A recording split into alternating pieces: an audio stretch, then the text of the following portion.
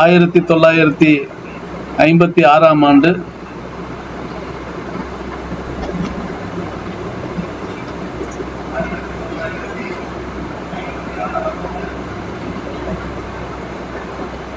திருத்துறைப்பூண்டியில் பிறந்தவர். பெற்றோர் பெயர் கனகசுந்தரம் வீரம்மாள். ஜோதிடத்தில் அவருக்கு குருநாதர் மதுரையில் இருக்கக்கூடிய வேலுச்சாமி ஐயா அவர்கள். ஏராளமான புத்தகங்களை படிச்சிருக்கார். எப்பொழுதுமே அவருக்கு இந்த புத்தகம் வாங்குறது ஒரு மிகப்பெரிய ஈடுபாடு. புத்தகங்களை படிக்கிறது, ஆய்வு செய்வது. ஸோ அந்த விதத்தில் தான் நமக்கும் அவருக்கும் ஸ்டார் அகாடமிக்குமான ஒரு நெருக்கமும் ஏற்பட்டது. 2014 ஓய்வு பெற்றிருந்தாலும் தொடர்ந்து அதற்கு பிறகு ஜோதிடத்தில் ஈடுபாடு செலுத்தி பல ஆய்வுகளை பண்ணிட்டு இருக்கார். இப்பவும் சென்னையில் ஒரு தனியார் பல்கலைக்கழகத்தில் நாடி ஜோதிடத்தில் கிரக இணைவுகள், அதாவது 159, 37, 11 இது பற்றி ஆய்வு பண்ணிட்டு இருக்காங்க. ஏராளமான இளம் வயதிலே ஏராளமான சிறுகதைகள், கவிதைகள், கட்டுரைகள் பத்திரிகையிலையும் எழுதியிருக்காங்க. வானொலியிலையும் அவருடைய நிகழ்வுகள் வந்திருக்கு. ஸோ அவருக்கு இந்த எழுத்துத்துறையின் மீது, கலை இலக்கியத்தின் மீது இருந்த இந்த ஆர்வம் தான் அவர் வானொலியில், ஆல் இந்தியா ரேடியோவில் இணைந்து பணியாற்றுவதற்கு உதவிகரமாக இருந்தது. முதுநிலை வரலாறு முடித்திருக்கிறார். முதுநிலை பட்டயவியல் பத்திரிகை துறை, ஜேர்னலிசம் கல்விங்கிற விதத்தில் படிச்சிருக்கார். பட் அறிவு, ஞானம் அதை விட அவருக்கு விசாலமானது. இந்த மானிடம் அறிந்த ஜோதிடம் இது ஒவ்வொரு மக்கள்கிட்ட கொண்டு செல்லணும் அப்படிங்கிற அவருடைய ஆர்வம், அதன் தூண்டுதல் தான் இன்றைக்கு நம்மிடம் சிறப்புரையாற்றக்கூடிய ஒரு முக்கிய நபராக நம்மிடம் அமர வைத்திருக்கு. இதுதான் ஐயாவை பற்றி அறிமுகம். இன்னும் ஏராளமாக இருக்கு. இருந்தாலும் நிகழ்ச்சி நேரம் கருதி அறிமுகத்தை இதோடு முடித்துக் கொள்கிறேன். ஐயாவுடைய உரை துவங்குகிறது. தலைப்பு சனி கிரகம் நல்லவரா கெட்டவரா. ஐயா, நீங்க உங்க நிகழ்ச்சியை துவக்கலாம். அன்மியூட் பண்ணிட்டு நீங்க நிகழ்ச்சியை துவக்கலாம். நன்றி. அனைவருக்கும் வணக்கம். இந்த ஸ்டார் அகாடமி அதன் பெயரிலேயே பார்த்தீங்கன்னா ஆஸ்ட்ராலஜி ரிசர்ச் என்று சொல்லுகிற அமைப்பு தான் அதை பிரதானமாக வைத்திருக்கார். அதுக்கு ஐயா சீனிவாசன் அவர்களுக்கு நான் தலை தாழ்ந்த வணக்கத்தை தெரிவித்துள்ளேன். இந்த நேரத்தில் எனக்கு அடிப்படை ஜோதிடம் அருளிய எனது குருமார்கள் மற்றும் எனக்கு நாடி ஜோதிடத்தை நல்கிய இந்த குரு மதுரை டாக்டர் வேலுச்சாமி அவர்கள் திசை நோக்கி தொழுது ஏகாலைவனாக எண்ணற்ற ஜோதிட நூல்கள் படித்து உள்வாங்கி உணர்ந்து, குறிப்பாக டாக்டர் மாதேஸ்வரன் ஐயா அவர்கள், அருள்வேலன் ஐயா அவர்கள் நூல்கள் எல்லாம் படித்ததின் விளைவே இந்த தலைப்பில் நான் பேசுவதற்கான உந்து சக்தியாக இருக்கிறது. என் உரையை தொடங்குவதற்கு முன் உருவாய் அருவாய் உளதாய் இளதாய் கருவாய் மறுவாய் மலராய் மணியாய் ஒளியாய் கருவாய் உயிராய் கதியாய் விதியாய் குருவாய் வருவாய் அருள்வாய் குவனே என்று சொல்லி சங்கடம் தீர்க்கும் சனி பகவானே மங்களம் பொங்க மனவை தருள்வாய் சச்சரவின்றி சனீஸ்வர தேவை இச்சகம் வாழ இச்சகத்தார் வாழ அருள்வாய் என்று சொல்லி இந்த கருத்துரையை உங்களுடன் பகிர்ந்து கொள்கிறேன். அவ்வளவுதான். நான் ஒரு ஜோதிட கடலில் கரையில் நிற்கும் ஒரு மாணவன், ஆய்வு மாணவன், அவ்வளவே. இதில் நான் இந்த உரையாற்றுகிற அளவுக்கு சாதாரணமானவன் தான். ஆனா அசாதாரணமான விஷயங்களை சனி பகவான் எனக்கு அருளி இருக்கிறார். அதை தான் உங்களிடத்தில் பகிர்ந்து கொள்ள விரும்புகிறேன்.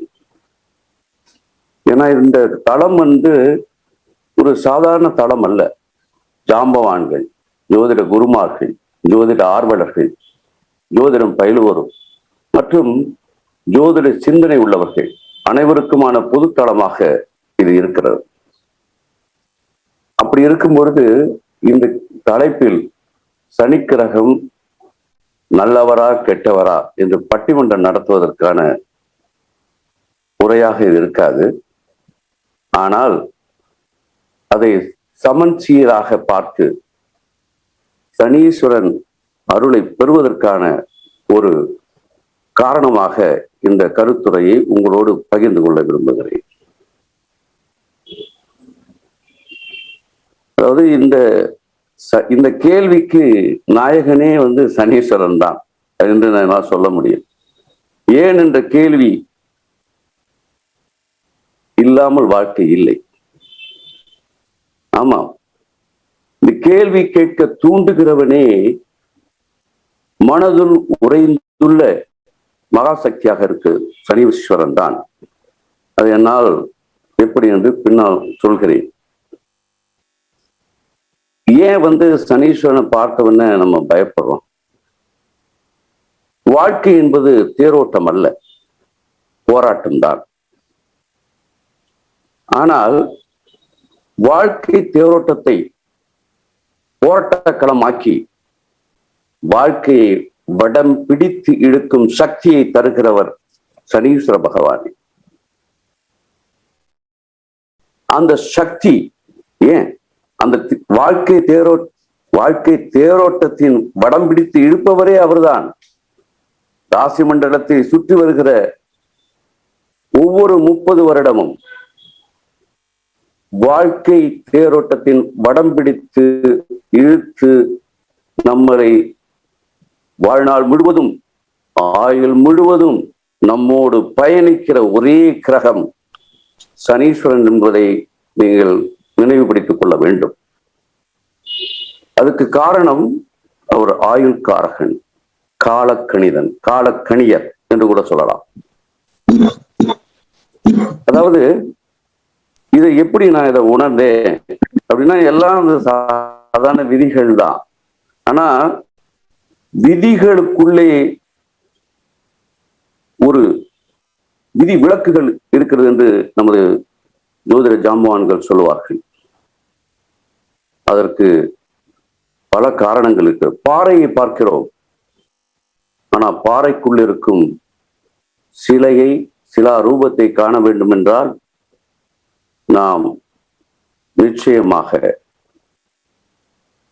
விதி விலக்குகள் மாறி பாறைக்குள் இருக்கும் வேண்டாத பகுதிகளை செதுக்கினால் சிலை நமக்கு அழகாக தெரியும். அப்படிதான் நாம் சனீஸ்வரனை அணுக வேண்டும்.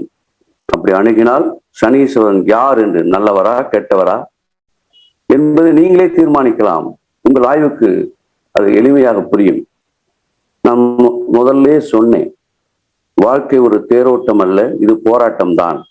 இந்த போராட்ட களத்தில் தனக்கு துணையாக வருபவர் சனீஸ்வரன். எப்படி என்றால், அவர் ஒரு பாட்டாளி.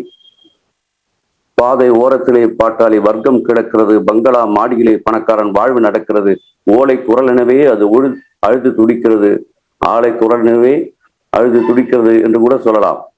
அப்படி பாட்டாளி வர்க்கம், உழைக்கும் வர்க்கம், கூலி தொழிலாளி, அடிமை தொழிலாளி, இது சனியின் காரகம்சம். அப்ப சனீஸ்வரன் என்பவர் உழைப்பின் உந்து சக்தியாக நமக்கு தெரிகிறார். அதனாலதான் அவரை ஜீவனக்காரகன் என்று கூட நம்ம உணர்கிறோம், படிக்கிறோம், தெரிந்து விடுகிறோம். இந்த காரகத்தின் உள்ளுரை உண்மையினை நாம் புரிந்து கொள்வதில்லை. அதனாலேயே சனீஸ்வரனை நம்ம அசுப கிரகம், அது ஜோதிட விதிகளில் சுபர் அசுபர், இயற்கை சுபர்கள் என்று நம்ம மகரிஷிகள், இந்த தெய்வ கலையான ஜோதிடத்தை அருளியவர்கள் காட்டி சென்றிருக்கிறார்கள். எல்லா விஷயங்களுக்கும் ஏன் நமக்கு இதை சொல்றாங்கன்னா, எதிர்மறை விஷயங்கள் நமக்கு எளிதாக இயல்பாக ஒட்டிக்கொள்ளும் மனதில். நேர்மறை விஷயங்கள் நம்மை நம் நெஞ்சுக்குள், நம் இதயத்துக்குள் புகுவது என்பது எளிதாக போகாது. அதனாலதான் சனீஸ்வரனை எதிர்மறை விஷயமா சொன்ன உடனே நம்ம அதை உடனே சனீஸ்வரன் என்றால் நம்மை கஷ்டப்படுத்துவார், துன்பப்படுத்துவார் என்று நம்ம புரிந்து கொள்கிறோம். ஆனால் அது அப்படி இல்லை. நமக்கு எதிர்மறையான விஷயங்கள் நமக்கு கண்ணுக்கு எளிதில் புலப்படுவதனாலேயே நாம் அவர் கெட்டவர் என்று சொல்லிவிடுகிறோம். எந்த ஒரு கிரகமும் சுபத்தன்மை மட்டும் வழங்குவதில்லை. எந்த ஒரு கிரகமும் சுபத்தன்மை மட்டும் வழங்குவதில்லை. அதற்கு மீன் என்னவென்றால், அது நம்ம ஜோதிட விதிகளின்படி பார்த்தீங்கன்னா, அது தான் இருக்கும் ஸ்தான பலம், திரிகோண கேந்திராதிபதி பலம், ஷட்பலம், வர்த்தக பலம் என்று பலவாறு அவர்கள்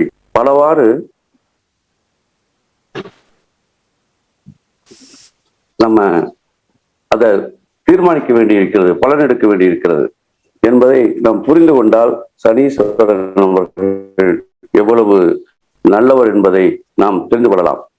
இப்படி பல்வேறு படிநிலைகள் வழியே சுபபாவத்தையோ அசுபபாவத்தையோ நமக்கு காட்டி பலனை அள்ளித்தருபவர்கள் தான் கிரகங்கள். நீங்க ஜாதக கட்டம், ராசி மண்டலத்தை பாருங்க. அது ஒரு 12 ராசிகளும் ஒரு மந்திரி சபை மாதிரி இருக்கு. ஏன்? 12 கிரகத்திற்கு ஆள்பவர்கள் கிரகங்கள் தான். இது எப்படி சூரியன் சந்திரன் அம்மையப்பனாக ஆட்சி வீடாக இருக்கிற மிதுனமும் கடகமும், மிதுனமும் கன்னியும் இளவரசர்களாக, ரிஷபமும் துலாமும் இளவரசிகளாக, மேஷமும் விருட்சமும் படைத்தளபதிகளாக. ஐயா ஒரு நிமிஷம். ஐயா ஐயா ஏதோ வீடியோ பாருங்க, வேற மாதிரி ஏதோ வீடியோ வருதுங்கய்யா. யாரும் அதை கொஞ்சம் இது பண்ணுங்க. ஸ்ரீவாசன் சார். ஆமா, அது பண்ற மாதிரி பாருங்க, யாரோ ஒரு தப்பான ஒரு இது பண்றாங்க. ஐயா தவறான வீடியோ வருதுங்க ஐயா, பாருங்க ஐயா. எனக்கு எதுவும் வரல. அப்படியா? ஒரே நிமிஷம். ஆமா, என்னை மான்தீப் அப்படிங்கிற ஒருத்தன் பாருங்க சார். மான்தீப்னு ஒருத்தன் பேர் போட்டிருக்கான் பாருங்க, அவனை கட் பண்ணுங்க. என்னை வந்து இவர்கள் தான் சனியின் பாவ விஷயத்தில் சங்கடப்பட்டு தவிக்கப் போகிறவர்கள். இதற்கு தான் சனி பகவான் தர்மத்தின் பக்கம் இருக்கிறார் என்பதை இந்த நிகழ்வின் மூலமா தெரிஞ்சுக்கலாம். அதனாலதான் என்னை தடைப்படுத்த வேண்டும் என்று இதை சொல்லி காட்டியிருக்கிறார்கள். பரவாயில்லை, அவர்கள் வக்கர புத்தி, அவருக்கு வக்கர காலமாக இருக்கிறது, விட்டு விடுவோம். அதப்படி நம்ம விஷயத்துக்கு வருவோம். இந்த குருவும் ஆட்சி வீடுகளான மீனமும் தனுசும் பார்த்தீங்கன்னா ராஜகுருக்களாக இருக்காங்க. ஆக ஒரு மந்திரி சபை இப்படி இருக்குது. ஆனா மந்திரி சபையில் இருப்பவர்கள் தர்மத்தின் பக்கம் இருக்க வேண்டும் அல்லவா? அப்ப தர்ம தேவனே வந்து சனீஸ்வரன் தான், அவர் நீதி தேவன். ஏன்னா கர்ம வினைகளை முன் பிறவியில் நாம் செய்த கர்ம வினைகளுக்கு தக்கவாறு, பாவ புண்ணியங்களுக்கு தக்கவாறு நமக்கு அருளுகிறவர், நன்மையோ தீமையோ அருளுகிறவர் சனீஸ்வர பகவான் தான். இதை ஜோதிட ஆர்வலர்கள், ஜோதிட ஆய்வாளர்கள், ஜோதிட மாணவர்கள், ஜோதிட குருமார்கள் சொன்னதைத்தான் உங்களோடு நான் பகிர்ந்து கொள்கிறேன். காரணம், கர்ம வினை என்பது நம்ம அதை பத்தி சொல்லணும்னா, நான் ராம ஜாதகத்தை பத்தி சொல்லும்போது சொல்றேன். அப்படின்னு தமிழ் இலக்கியமான சிலப்பதிகாரம் தமிழ்வார் மூத்தவர் முடிசூட முடியாது என்று சொன்ன மாத்திரத்திலேயே இளங்கோவடிகள், இளவரசர் இளங்கோவடிகள் உடனே துறவு பூண்டு ஆட்சி கட்டிலை அண்ணனுக்கு ஒப்படைக்கிறார். அப்போ நிமித்தகர் ஆருடர் சொன்னது பொய்யா? இல்லை. இளங்கோவடிகள் விதிப்படி அவர் துறவியாக வேண்டும். ஆனால் நிமித்தகர் அண்ணனுக்கு சாதகமாக சொல்ல வேண்டும் என்பதற்காக அப்படி சொல்லியதனால் இளங்கோவடிகள் அவர் துறவியாகி ஒரு பெருங்காப்பியத்தை செய்கிறார். அதுல அவருடைய முதல் பிரதான ஒரு உண்மை என்னென்றால், ஊழ்வினை உறுத்து வந்து ஊட்டும், அரசியல் பிழைத்தோருக்கு அறம் கூற்றாகும் என்று சொன்ன விஷயம் இருக்கு பாருங்க. அது மற்றதெல்லாம் விட்டுருங்க, கற்பை பத்தி சொல்றதெல்லாம் இருக்கட்டும். உயர்ந்தோர் ஏற்றுவர், உரைசால் பத்தினி உயர்ந்தோர் ஏற்றுவர்லாம் அது இந்த காவியத்தை உடந்து. ஆனா ஊழ்வினை உறுத்து வந்து ஊட்டும், அரசியல் பிழைத்தோருக்கு அறம் கூற்றாகும். கூற்றுவன் என்பதே யமன் அர்த்தம். சனீஸ்வர பகவானுடைய அண்ணன் யம தர்மர். அவர் ஏன் தர்மர்னு சொன்னாங்க? நல்லது கெட்டதுகளை ஆராய்ந்து தர்மத்தின் வழியே ஒரு உயிரை எடுக்கக்கூடிய யம தர்மன் அவர்கள் சனீஸ்வரனுடைய அண்ணன். சூரிய புத்திரர்கள் தான் வருகிறார். சூரியனுடைய இளைய மனைவி சாயாதேவியின் புதல்வர் தான் சனீஸ்வரர். அப்ப இது என்ன அர்த்தம்னா, நாம் முற்பிறவிகள் செய்த நன்மை தீமைகள் படி இந்த பிறவியில் நம்ம ராசி கட்டத்தில், பிறப்பு ஜாதகத்தில், ஜனன ஜாதகத்தில் உள்ள கிரகங்கள் நம்மை திட்டமிட்டபடி செயல்பட வைக்கிறது என்று சொல்றோம். அப்படி சொல்லுகிற பொழுது சனீஸ்வர பகவான் அதனை லக்கணம் பிடிச்சுக்கிறார். லக்கணம் என்பது இருக்கட்டும், அது நம்முடைய உந்து சக்தி, தன் முயற்சி, தன் முனைப்பு. ஆனா அது அடிநாதமாக சனீஸ்வர பகவான் தர்மத்தின் பக்கம் நம்மளை அழைத்து செல்வதற்காக ஒரு லட்சுமண கோடு போடுறார். அந்த கோட்டில் தவறுகிற பட்சத்தில் இவரே ஆயுள்காரனாக இருந்து நம்ம கதையை முடிச்சிடுறார்.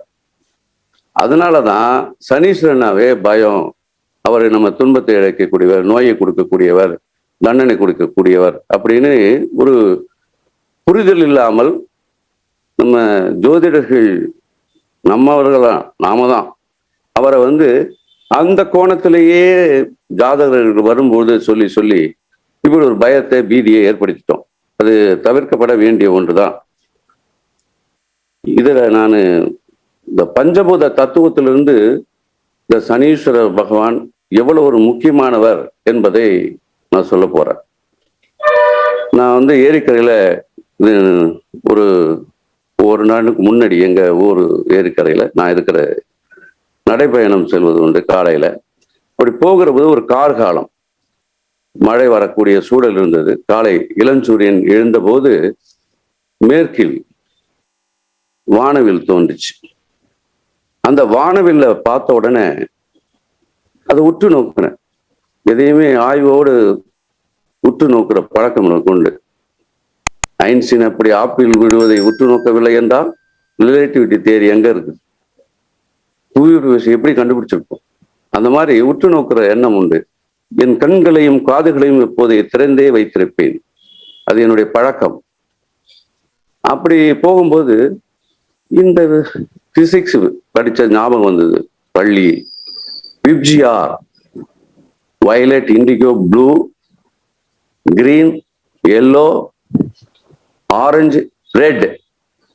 எல்லாருக்கும் தெரியும், படித்தவர்கள் எல்லாருக்கும் ஆரம்ப கல்வி படித்தவங்களும் தெரியும். வானவில்லை எத்தனை 7 நிறங்கள் இருக்கிறது. எங்குங்க காணியும் சக்தியடா 7 கடல் அவள் வண்ணமடா அப்படின்னு இயற்கையை பாடினாங்க இல்லையா? அந்த மாதிரி 7 வண்ணங்கள் அங்க இருக்கிறத நான் பார்த்தேன். இதுல நம்ம தெளிவா தெரிந்த வண்ணங்கள் கிரீன், எல்லோ, ஆரஞ்சு, ரெட். அது பச்சை, மஞ்சள், ஆரஞ்சு, சிவப்பு. ஆனா அதை முதன்மையா வைக்காம நம்ம ஊதா, கருநீலம், நீலம், பச்சை, மஞ்சள், ஆரஞ்சு, சிவப்பு இப்படித்தானே நம்ம படிச்சிருக்கோம். ஏன் விஞ்ஞானம் அப்படி பார்க்கிறது என்று எனக்கு ஒரு எண்ணம் தோன்றியது.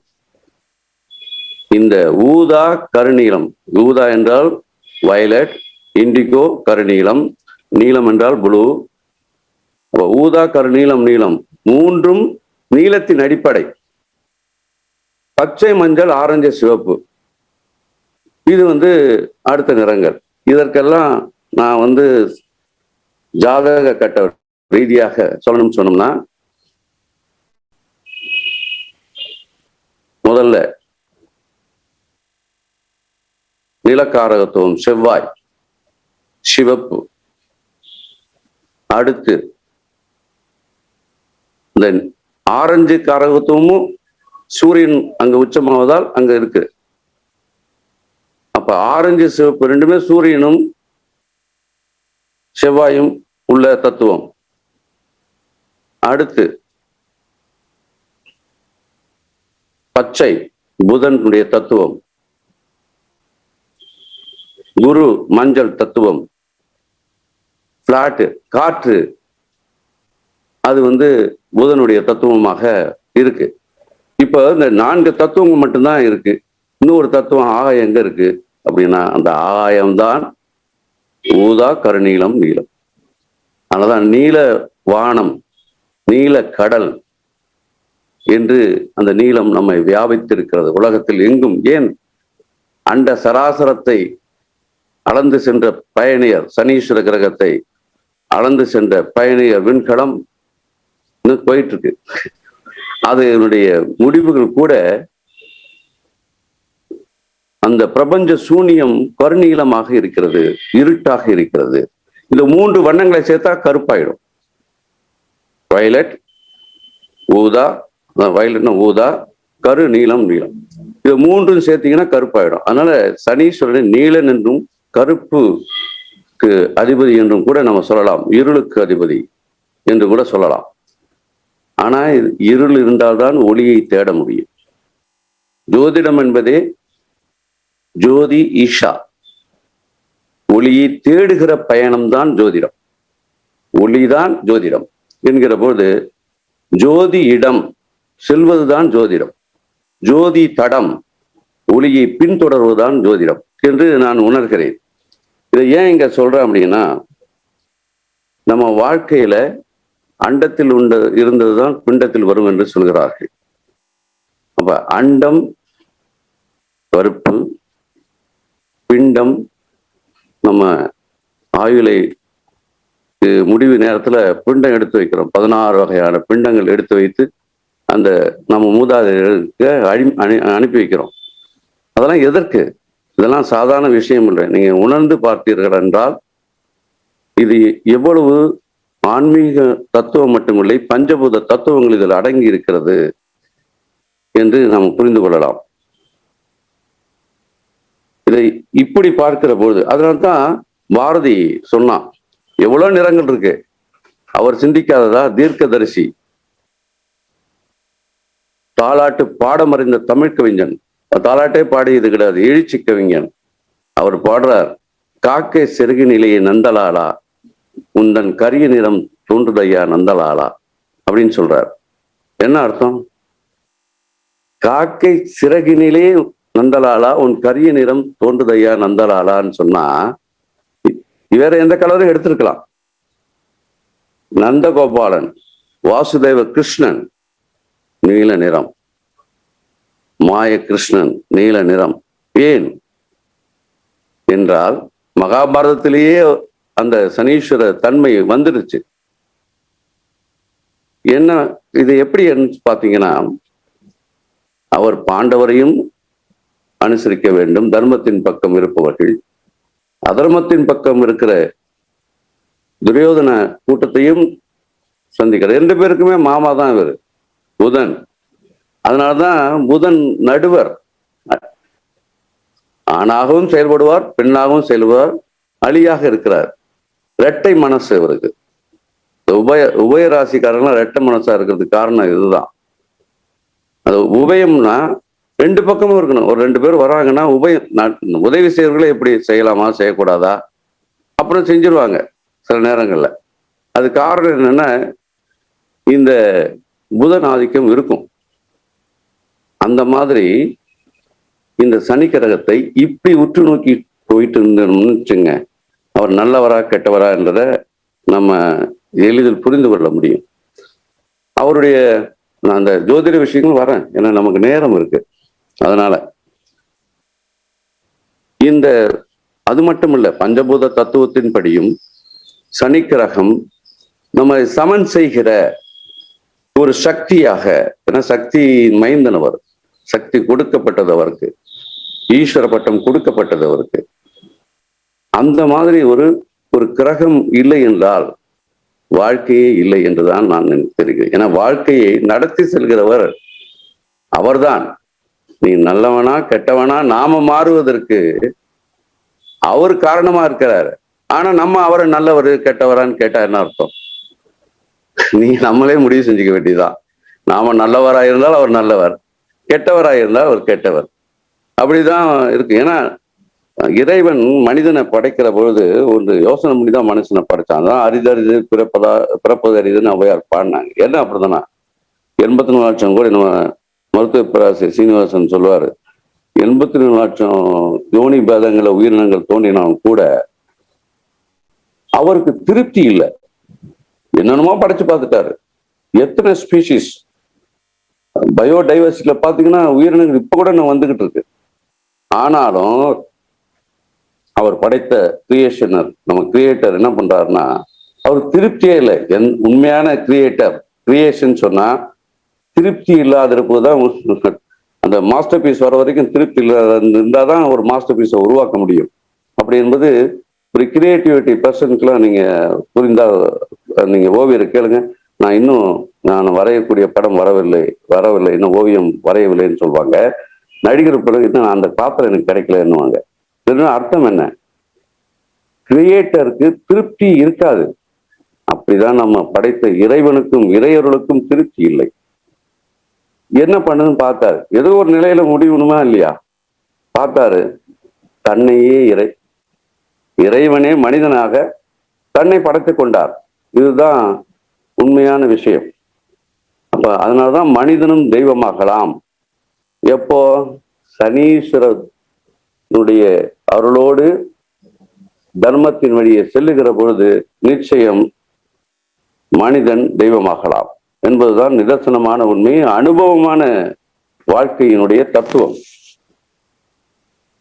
அதனால்தான் மானிடராய் பிறப்பதரிது என்று சொன்னாங்க. இதுல சரி, ஏன் நம்மளை கஷ்டப்படுத்துறாரு? எல்லா கிரகமும் சுபத்தன்மை செஞ்சிடுதா? சுப கிரகங்கள் கூட அதனுடைய ஸ்தானத்திற்கு ஏற்றவாறு, ஆதிபத்தியத்துக்கு ஏற்றவாறு அது நிற்கின்ற பார்வை, பெறுகின்ற பார்வை, நிற்கின்ற ஸ்தானம், இன்னும் பல விஷயங்கள் இருக்கு. ஜோதிடம் ஒரு வரியில சொல்லிட முடியாது. பல ஆயிரக்கணக்கான விதிகள் இருக்கு, ஆயிரக்கணக்கான பாடல்கள் இருக்கு. அதை சித்த பெருமக்களும் மகரிஷிகளும் நமக்கு தந்திருக்காங்க. அதெல்லாம் வைத்து ஆராய்வு செய்கிற போது நமக்கு விசித்திரமாக இருக்கிறது, ஏன் குழப்பமாக கூட இருக்கிறது. அதனாலதான் இந்த புரிதல் இல்லாம நம்ம சனீஸ்வரர் பகவானை என்ன செய்யறோம்? அவர் கெட்டவர், அது ஒரு ஊர்ல மட்டும் எடுத்துக்கிட்டு இல்லை. அவர் கெட்டவரும் இல்லை, நல்லவரும் இல்லை. அவர் சமச்சீரான தர்மதேவன் என்பதை இந்த உரை மூலமாக உங்களுக்கு சொல்ல இருக்கிறேன். குறிப்பா சனீஸ்வர பகவான் நீங்க பாத்தீங்கன்னா அவரை பத்தி கொஞ்சம் இதுவும் தெரிஞ்சுக்கலாம். அதுக்கு முன்னாடி எல்லா கிரகங்களும் சுபத்தன்மை மட்டும்தான் செய்தா, அசுபத்தன்மையும் கொடுக்குது. என்ன காரணம்? அப்ப பிறப்பு ஜாதகத்துல சில அமைப்புகள் இருந்தா சுபத்தன்மை, சில அமைப்புகள் இல்லைன்னா, நம்ம விதி கொடுப்பினை இல்லைன்னா அது அசுபத்தன்மையாக மாறுகிறது. சனீஸ்வர பகவானே ஜாதகத்துல ஒவ்வொரு ராசி நிற்கிற பிறப்பு ஜாதகத்துல எந்த ராசி நிற்கிறதோ அதுக்கு தகுந்த மாதிரி தான் பலனை கொடுக்குறாரு. அது எல்லா கிரகமும் செய்யறதுதான். இவரும் அப்படித்தான். உதாரணமா நல்ல ஜாதகம்னா என்ன? நம்ம நல்லாவே இடர் இல்லாம எப்படி வாழ முடியும் அப்படின்னா இருக்கு, அமைப்புகள் இருக்கு. சரலக்கணமான மேஷம், கடகம், துலாம், மகரம் லக்கணமாக உதிக்க வேண்டும். இதுதான் சரலக்கணத்துல கடகம், துலாம், மகரம் இது லக்கணமாக இருந்தா பஞ்சமகா புருஷ யோகங்கள் ஏதாவது ஒன்றினை அதுல பெற்றிருந்தா பிறப்பு ஜாதகத்தை நிச்சயமா நம்ம நல்ல கதியா இருக்கும், நல்ல வாழ்க்கையை நமக்கு அமையும். லக்ன கேந்திரம் பெறுவது ரொம்ப சிறப்பு. லக்னாதிபதி லக்ன கேந்திரம் பெறுவது என்பது ஒரு சிறப்பான விஷயம். இதை நீங்களாம் தெரிஞ்சிருப்பீங்க. இதை விட திரிகோணமாக நிற்பது ரொம்ப சிறப்பு. இதே லக்னாதிபதி கேந்திர திரிகோணமாக நின்றிருக்கிற பட்சத்துல நல்ல கதியில், அதாவது நீச அஸ்தமான சீக்கிர கதியில் அடையாம ஜாதக கட்டத்தில் நகர்ந்து கொண்டிருந்தா ரொம்ப அருமையா இருக்கும் வாழ்க்கை. ராசியும் லக்கணமும் அருகருகே, அதாவது 2-12 இருப்பது, இருக்காம இருப்பது நல்லது. நாடி ஜோதிடத்துல பாத்தீங்கன்னா 2-12 எடுத்துக்கிறோம். ஆனா அது ஒரு குறிப்பு பாரம்பரிய முறையில ராசியும் லக்கணமும் பக்கத்துல இருக்கக்கூடாது. அப்படி இருந்துச்சுன்னா சிரமம் தான். அப்புறம் உடைப்பட்ட நட்சத்திரத்துல பிறந்துட்டாலும் ஜாதகனுடைய ஜனனகால லக்கணத்துக்கு பூர்வ புண்ணிய தைரிய களத்துல செல்வஸ்தான லாப எடுத்து அதிபதி நட்சத்திர சாரம் வாங்கி நின்ற சந்திரனாக ஜாதகத்தில் எங்க இருந்தாலும் ரொம்ப நல்ல ஜாதகமா இருக்கும். இதை ஏன் சொல்றேன்னா, ஏன் கஷ்டப்படுறோம் அப்படிங்கிறதுக்கு நம்ம நெகட்டிவா பாக்குறப்ப பாசிட்டிவான விஷயங்களை சொன்னாதான் நெகட்டிவை பத்தி நம்ம தெரிஞ்சுக்க முடியும். இப்ப இதெல்லாம் நல்லது. பூர்வ புண்ணிய முன்ஜென்ம நல்வினை ஸ்தானங்களான 2, 5, 9, 10 இந்த இடத்து அதிபதிகள் நீச்சம் பெறாமல் இருக்கணும். அப்ப நீச்சம் பெற்றா என்ன ஆகும்? இடர்தான், கஷ்டம்தான். இப்படி அமைப்புகளை நம்ம ஜாதகத்துல பெற்றுட்டு சனீஸ்வரன் தான் நம்மளை செய்யறாரு அப்படின்னா, எய்தவன் இங்க இருக்க, எய்தவன் யாரு? கர்ம பதிவு. இவரை அம்ப நோகிற விஷயம்தான் நம்ம பார்க்கிறோம். லக்னத்தில் பாவரோ சாபரோ அமராமல் ஒரு ஜாதகம் போராட்ட கணங்களை சந்திக்காத ஜாதகம். அதாவது பாபரோ சாபரோ அமையணும்னு வச்சுங்களேன், ஜாதகம் போராட்ட கணங்களை சந்திக்கவே முடியாது. நல்ல ஜாதகம். லக்ன அதிபதியை விட அஷ்டமாதிபதி ஆட்சி உச்சபலம் அடையாமல் இருப்பது நலம் சேர்க்கும். அந்த அஷ்டமாதிபதி ஆட்சி உச்சம் பெறாமல் இருப்பது லக்னாதிபதியை விட. ஏன்னா லக்னாதிபதி லக்கான், அவர் தான் நம்மள சாரதி. ஆனா அதுல அட்டமாதிபதி ஆட்சி உச்சம் பலம் அடைந்தா என்ன இருக்கும்? நம்ம நல்ல விஷயங்கள் நடக்காது, நலம் சேர முடியாது. அதனால உச்சபலம் அடையாமல் இருக்கணும். லக்னத்திற்கு 1, 4, 7, 10 கேந்திரங்கள்ல அகண்ட சாம்ராஜ்ய யோகத்தை ஜாதகம் பெற்றிருப்பது, அந்த கேந்திராதிபதி லக்கணத்திலிருந்து கேந்திராதிபதி பலம் பெற்று இருந்துச்சுன்னா நிச்சயமா நம்ம நல்ல ஜாதகம்னு சொல்லலாம்.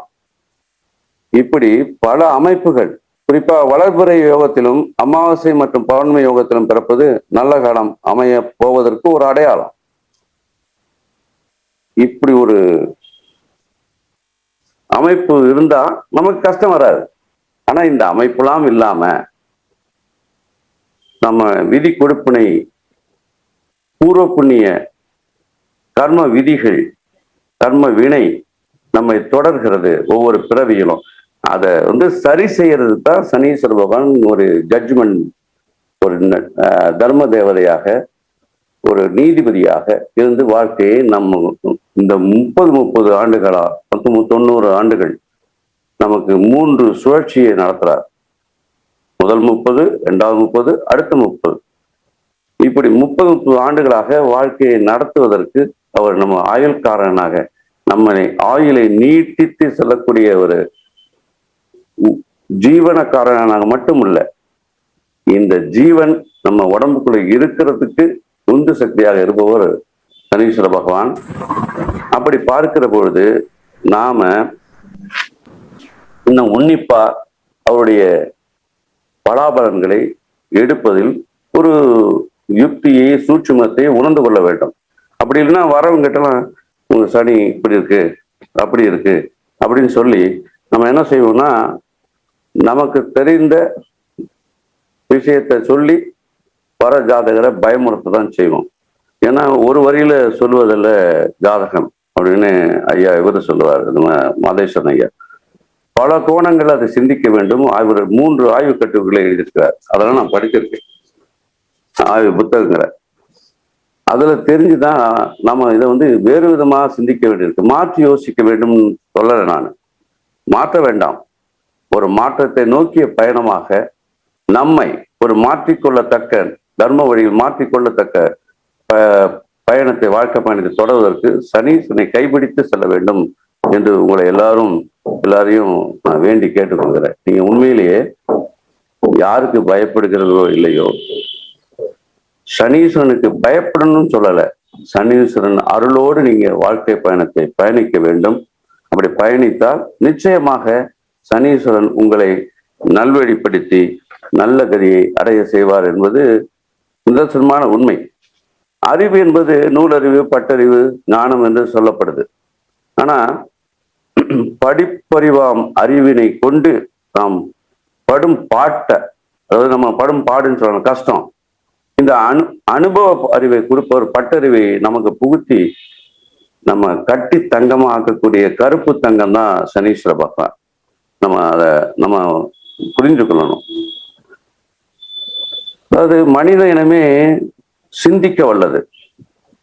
சிந்திக்கிற பொழுதுதான் அறிவு, ஞானம் எல்லாம் நமக்கு வரும். இந்த சிந்தனையை தூண்டுபவரே சனீஸ்வர பகவான் தான். அதனால்தான் நான் முதலே சொன்னேன், ஏன் என்ற கேள்வி கேட்காமல் வாழ்க்கை இல்லை அப்படின்னு ஏன் சொன்னேன்னா, அதுக்கு உண்மையான விஷயம் என்னன்னா, அந்த சனீஸ்வர பகவான் நம்மை சிந்திக்க தூண்டுகிறார். அதுதான் மெயின். நாம நினைக்கிறோம், அட நாம செய்யற தப்பு இதெல்லாம் யார் பார்க்க போறா, என்ன, நமக்கு மனசாட்சின்னு இருக்கு. அது கண்ணதாசன் கூட போறாரு, மனசாட்சி தான் கடவுள்னு ஒரு பாட்டு பாடியிருக்கிறார். கடவுள் ஏன் கல்லானார்னா ஒரு பாட்டு கூட பாடியிருக்காரு. ஆனா கடவுள் கல்லாகல, அவர் எங்க இருந்தெல்லாம் நம்மளை பார்க்கிறாருங்கிறதுக்கு அது சனீஸ்வர பகவான் தான். அவருக்கு 1000 கண்கள். எந்த இருட்டுக்கும் பார்க்கின்ற விழி இருக்கும். நான் சொன்னேன், இருள் என்றாலே சனீஸ்வரன். எந்த இருட்டுக்கும் பார்க்கின்ற விழி இருக்கும், எந்த சுவருக்கும் கேட்கின்ற காது இருக்கும், சொல்லாமல் கொள்ளாமல் தான் இருக்கும், தக்க சமயத்தில் நடந்ததை எடுத்துரைக்கும். அப்ப தக்க சமயத்தில் நடந்ததை எடுத்துரைக்கும்னா, ஆடியோ கொஞ்சம் குறைச்சிருக்கு, மைக் கொஞ்சம் கிட்ட வச்சுட்டீங்கன்னா நல்லா இருக்கும். ரைட். அந்த எந்த இருட்டுக்கும் உங்க காலர்ல தான் இன்சர்ட் பண்ணிக்க முடியுமான்னு பாருங்க, விழுந்துருதாப்பா. சரி நான் பிடிச்சிக்கிறேன். ரைட்.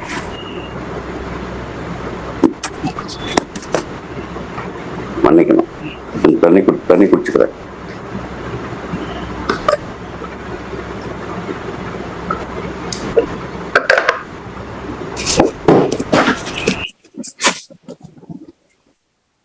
நான் கொஞ்சம் வானொலியில் இருந்தனால சினிமா பாட்டு பைத்தியம். அதனால பாட்டை சொல்லி நீங்க ஜோதிடத்தை திசை திருப்புன்னு என்ன வேண்டாம், மன்னிக்கணும். அதுல ஒரு எளிமையான கருத்து அதுல அடங்கி இருக்குன்னு தான் சொன்னேன். எந்த இருட்டுக்கும் பார்க்கின்ற விழி இருக்கும், எந்த சுவருக்கும் கேட்கின்ற காது இருக்கும், சொல்லாமல் கொள்ளாமல் தான் இருக்கும், தக்க சமயத்தில் நடந்ததை எடுத்துரைக்கும். தக்க சமயத்தில் நடந்ததை எடுத்துரைக்கும் அப்படின்னா யாரு எடுத்துரைப்பா? நீங்களே கேட்டு பாருங்க.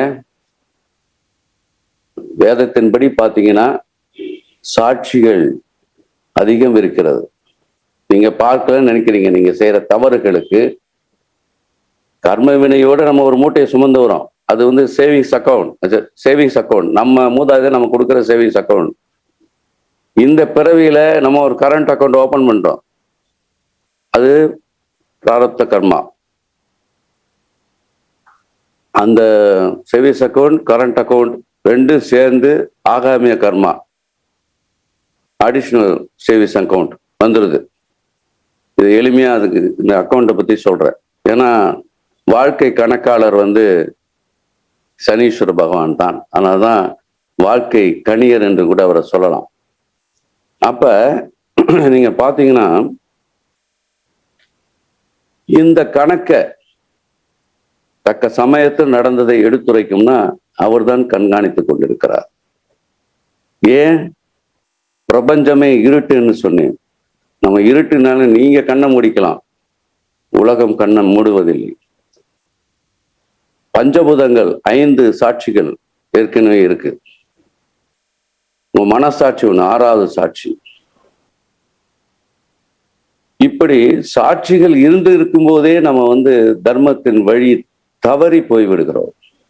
எல்லாம் இப்ப மெட்டீரியலிஸ்டிக் லைஃப், பணம் பணம் பணம், பொருளியல் வாழ்க்கையாக போனதுனால, பொருளாதாரமே ஆதாரமாக போனதால் வாழ்க்கை யதார்த்தமாக பார்க்கிற பொழுது நாம் விலகி சென்று கொண்டிருக்கிறோம் என்றுதான் சொல்ல வேண்டும். உழைப்பவன் உழைத்துக் கொண்டே இருக்கிறான், பணக்காரன் வளர்ந்து கொண்டே இருக்கிறான். நம்ம ஒரு பொன்னடியன் அடிக்கடி சொல்றார், பசியப்பக்காரனுக்கும் புளியப்பக்காரனுக்கும் போராட்டம் ரொம்ப நாளா நடக்குது, இந்த வர்க்க போராட்டம். இது எதனால? இதற்கெல்லாம் காரணம் சனீஸ்வர பகவான் தான் அப்படின்னு நீங்க சொன்னீங்கன்னா தவறு. ஏன்னா அவர் அள்ளி கொடுப்பவரும் இல்லை, கிள்ளி கொடுப்பவரும் இல்லை. தர்மத்தின் வழி நின்று உனக்கு என்ன யோக்கியதையோ அதை கொடுப்பவர் தான் சனீஸ்வர பகவான். ஒரு செக்ஸ் அண்ட் பேலன்ஸ் இல்லாம எதையுமே பார்க்க முடியாது. ஒரு வாழ்க்கையில ஒரு சமன் சீரான ஒரு வாழ்க்கையை நம்ம வாழ வேண்டும் என்றால், தறிக்கட்டு காட்டு வெள்ளமாக போகாமல் வாழ்க்கையை நடத்த வேண்டும் என்றால் சனீஸ்வரன் நம்ம துணை இருக்கணும். அதுக்கு தான் துணை வராரு. 30 வருஷ காலம் அவர் யாருமே ஒன்றும் பண்றதில்லை. அந்த 7.5 சனி என்ன சொல்லுவாங்க, ஆரம்பத்துல வர்றத அவர் ஒண்ணும் இல்லை, நடு இடைப்பகுதியில் வர 30 வருஷம் முடிஞ்சு 30-60 வயசு இருக்கும்போது பொங்கு சனி, முதல்ல மங்கு சனி, பொங்கு சனி, அப்புறம் போக்கு சனி அப்படின்னு 3 வகையாக சனியினுடைய காலத்தை நிர்ணயித்திருக்கிறார்கள் நமது மூதாதையர். அப்ப 7.5 சனி என்ற ஒரு பீதி இருக்கிறது, அதை பத்தி பேசுவோம். இப்படி 3 நிலைகள் இருக்கிற போது ஏன் நடுப்பகுதியை பொங்கு சனியாக வைத்திருக்கிறார் என்று நீங்க பார்க்கணும். அவருடைய முதல் இடைப்பட்ட காலம், அப்போதான் ஒரு பயிர் விளைந்து முதிர்ந்து அறுவடைக்கு வர நேரம் தான் 30. நம்ம சும்மா பயிரை வச்சு சொல்ற இந்த உயிர். அப்ப அந்த நேரத்துல அவனுக்கு அப்போ ஒரு அழுத்தம் கொடுத்தா என்ன ஆகும், அவன் வாழ்க்கை வீணா போயிடும். அதனால அந்த இடத்துல பொங்கு சனியாக 30 ஆண்டுகள் இருக்கிறார். அவனுடைய பலாவன் தன்மை வினைக்கு ஏற்றவாறு. பிற்பகுதி எல்லாம் முடிஞ்சிச்சுப்பா, வாப்பா என் கூட, உன் கணக்கு சமன் சீராக்கி உன்னை நல்ல கதி அடைய செய்யற அப்படின்னு போயிடுற, அப்படி கூட்டிட்டு போயிடுற. இப்படி ஆயுள்காரகனாக நம்மை வழிநடத்தி செல்கிறார். அதனாலதான் உயிர்காரகன் ஜீவகாரன் குரு. ஆனா ஜீவனக்காரகனாக ஒரு உயிர் தோன்றியது என்றால் அது குழைக்கணும். அதனால்தான் கர்மாதிபதியாக இருக்கிறார். 10 இருந்து பலன்களை அள்ளித்தருகிறார். காலபுருஷ தத்துவத்துக்கு 10 அந்த 10 செய்யற ஜீவனத்தினால நீ 11ஆம் இடத்து லாபஸ்தானத்தை திருப்தி அடைய வேண்டும் என்று அவர் அங்க காலபுருஷ தத்துவத்துல அங்க அதுக்கும் ஆட்சி வீடா இருக்கார், கும்பத்துக்கும். இதெல்லாம் உற்று பாருங்க, வாழ்க்கையில எப்படி தோன்றி எப்படி போய் இந்த இவர் கடைசி கட்டத்துல நம்மோட துணை நிற்கிறார் என்பதை நீங்க நினைத்து பார்க்கணும். இது ஏதோ மேலிருந்த வாரியாக இப்போ மனோகாரகன்னா சந்திரன் தான். அவரு மனோகாரகன் ஒரு சாரதி தான், சந்திரன் ஒரு சாரதி. அதனால்தான் சந்திரனுக்கு 1, 2, 4, 7, 8, 9, 10, 11 8 இல்லை. இந்த பகுதிகளில் சந்திரனுக்கு குறிப்பா நம்ம சொன்னோம்னா 1, 2, 4, 5, 7, 8, 9, 10 12 ராசிகளில் அவர் சஞ்சார பிரவேசிக்கிற நேரத்துல சஞ்சாரத்துல 2 வருஷமா பங்கிட்டு தான் நான் தண்டனையை கொடுக்குறாரு. ஒரே அடியா சனீஸ்வரன் கூட்டல் அப்படிங்கிற மாதிரி இல்லை, அது செவ்வாய் செஞ்சிருவாரு, அவர் வச்சு செய்வார். ஆனா சனீஸ்வர பகவான் எந்த தண்டனை கொடுத்தாலும் மரண தண்டனை கொடுக்க மாட்டார். ஏன்னா அவர் மரணத்துக்கு காரகர் அவர். ஆனா மரண தண்டனை கொடுக்கறது லேட். அவர் ஜனன காலத்துல இருக்கிற அமைப்புப்படித்தான் அவர் கொடுக்கிறார். அவரை சொல்லி குற்றம் இல்லை. ஆனா அவர் ஆயுள்காரகன், ஆயுள் தண்டனை தான் கொடுக்கிறாரு. ஆயுள் தண்டனை உயிர் போறது இல்லையே, உழண்டு கொண்டே இருக்கணும் வாழ்க்கை. அதனால இந்த சந்திரனுக்கு ராசியில சந்திரனுக்கு 1, 2, 4, 5, 7, 8, 9, 10, 12 இந்த ராசிகள்ல பிரவேசிக்கிற காலத்துல 2 வருஷமா சமமாக பங்கிட்டு தான் உடனே கழுத்தை பிடிச்சி இருக்கிறது இல்லை. எதற்காக? அப்பா அது தப்புப்பா, நீ அப்படி போகாத, உனக்கு இந்த வழி இருக்கு. இந்த இடத்துல நீங்க பின்னாடி ராகுவை சொல்றேன் நான். ஏன்னா சனியின் அம்சமாக தான் ராகு இருக்கிறாரு. ஆனா ராகு இவருக்கு மாறுபட்டவர் என்பதை அப்புறம் சொல்றேன் நானு. இப்படி இந்த 9 ராசிகளை விட்டுட்டு 3, 6, 11 இடங்கள்ல இருந்தா உங்களுக்கு என்ன தர வேண்டிய அத்தனை பலனையும் தடை இல்லாம கொடுக்கிறாரு. எந்த தடையுமே இப்ப சனி தடை செஞ்சிருவாரு, சனி தடை செஞ்சிருவாரு. நம்ம சனி தசை நடக்குது, சனி பத்தி நடக்குது, அதனாலதான் உங்களுக்கு தடை வச்சு நம்ம மேலிருந்த வாரியாக ஜோதிடத்தை சொல்லும் பொழுது ஜோதிடத்துல நம்பிக்கை இல்லாமல் போகிறாங்க ஜாதகர்கள். அதனால பயப்படுறாங்க. அதுக்கு ஜோதிடத்தை போறத விட கோயிலுக்கு போயிடலாம் அப்படின்னு நினைக்கிற நினைப்பு சில பேருக்கு வர்றதுக்கு காரணம் என்னன்னா, நம்ம எத்தனை ஆண்டு பலன் சொன்னவங்களாம் நம்ம தொலைக்காட்சியில பார்த்தோம். அது பொதுவான ரீதியா சொன்னாங்க, அவங்களை குறை சொல்லக்கூடிய குருமார்களை. ஆனா எப்படி நீங்க ஒரு ஜனன ஜாதகத்தை வைத்து ஒவ்வொருத்தருக்கும் இண்டிவிஜுவல் ஜாதகம், அதன்படிதான் பலாபலன் இருக்கும். இது பொதுவான கிரகங்கள் பலன்கள் கூட நான் தவறுன்னு சொல்லலை. அந்த பெயர்ச்சிக்கெல்லாம் சொல்றாங்க, அது பொதுவான ரீதியாக அதை அடித்து சொல்லக்கூடாது. நம்ம 20ல நம்ம 2020 இப்படி இருக்குன்னு சொன்னது நம்ம என்னாச்சு? ஒரு தொற்று நோயின் பலனாக முடங்கி போயிட்டோம். கோயில்கள் மூடப்பட்டது. அது குரு ஸ்தானத்திலேயே கேது இருந்தார், இழுத்து மூடிட்டார் போட்டு. இதெல்லாம் நம்ம அனுபவ ரீதியாக ஜோதிடத்தை அனுபவத்தோடு அணுகி பார்க்க வேண்டும் என்பதுதான் என்னுடைய தாழ்மையான வேண்டுகோள். உங்களை மாதிரி நானும் அந்த மாதிரி தான் சிந்திக்கிறேன். இந்த சனீஸ்வர பகவான் ஏன் இப்படி நமக்கு கஷ்டங்களை கொடுக்கிறார் அப்படின்னா, கர்ம வினைப்பதிவினால நம்ம கொடுக்குறாருன்னு சொன்னா கூட அதுக்கு நீங்க சாட்சி கேட்பீங்க. எல்லாரும் ஜோதிடம் சொல்ற மாதிரி நான் ஸ்ரீராமர் ஜாதகத்தை எடுத்துக்கிறேன். ஏன்னா ஸ்ரீராமர் சக்கரவர்த்தி திருமகன், மாதவனாய் மானுடனாய் வந்துதித்த மாதவன், மானுட பிறவி, மானுடனாய் வந்துதித்த மாதவன் ஸ்ரீராமர். அவர் ஜாதகத்துல இல்லாத அமைப்பாங்க. அவரே இவ்வளவு கஷ்டப்பட்டு இருக்கார். எப்படி அவர் ஜாதகத்துல 5 கிரகங்கள் உச்சம். அதாவது கடக லக்கணம், அதுல சந்திரன் உச்சம், சந்திரன் ஆட்சி, குரு உச்சம். துலாத்துல சனி உச்சம், 4ஆம் அதிபதி அவரு. 7ல் செவ்வாய் உச்சம், 9ல் சுக்கிரன் உச்சம்,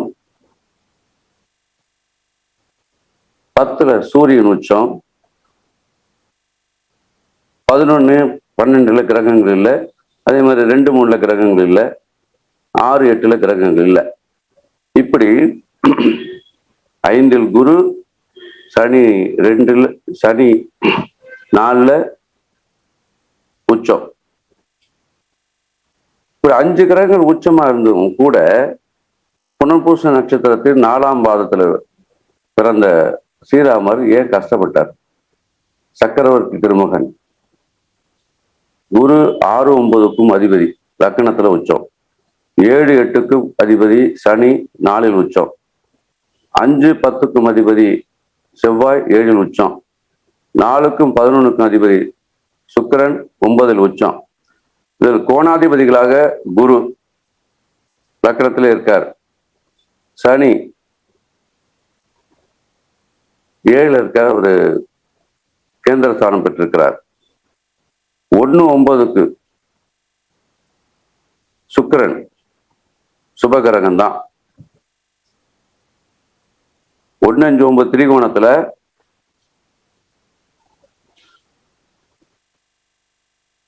குரு சுக்கிரங்கள் சுபகிரகங்கள் தான் இருக்கும். குரு சுக்கிரன் சுபகிரகங்கள் தான். ஆனா களத்திரக்காரகன் சுக்கிரன் பாக்கியஸ்தானத்துல 9ல் உச்சம் பெற்றாலும் கூட தெய்வீக கொடுப்பினை இருந்தது அவருக்கு. ஆனா கலஸ்திர ஸ்தானத்திலேயே காலக்கணியர் சனீஸ்வரர் உச்சம் சுக்கிரனுக்கு நண்பர் தான். ஆனா அவருடைய குடும்ப வாழ்க்கை எப்படி இருந்தது உங்களுக்கே தெரியும். நம்ம சொல்லித் தெரியல, அது ஒரு இதிகாச மட்டுமல்ல, நம்ம இந்த பாரத கண்டத்தில் நடந்த உண்மை நிகழ்வு. இன்னல்கள் நிரந்தரமா இருந்துச்சு அவருக்கு.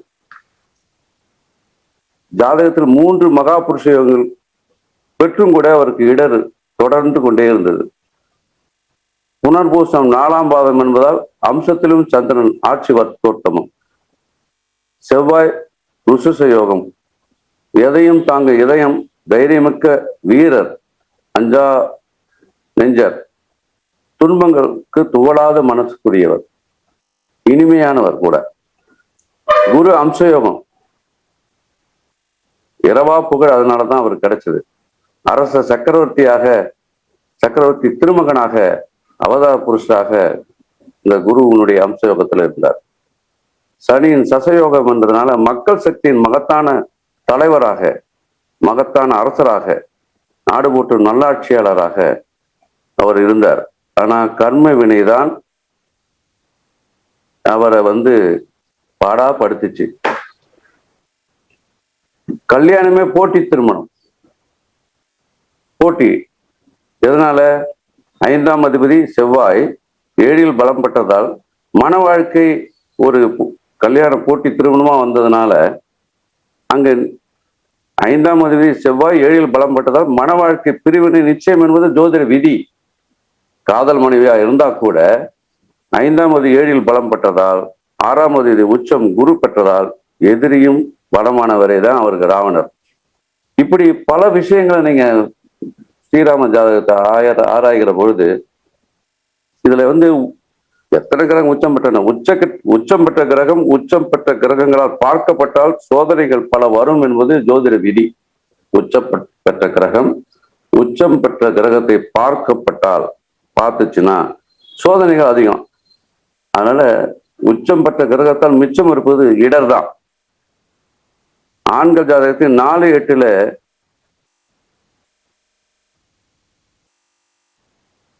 பாத்தீங்கன்னா பாவகிரகம் இருந்தா நிச்சயமா மனைவிக்கு தீக்காயம் ஏற்படும்.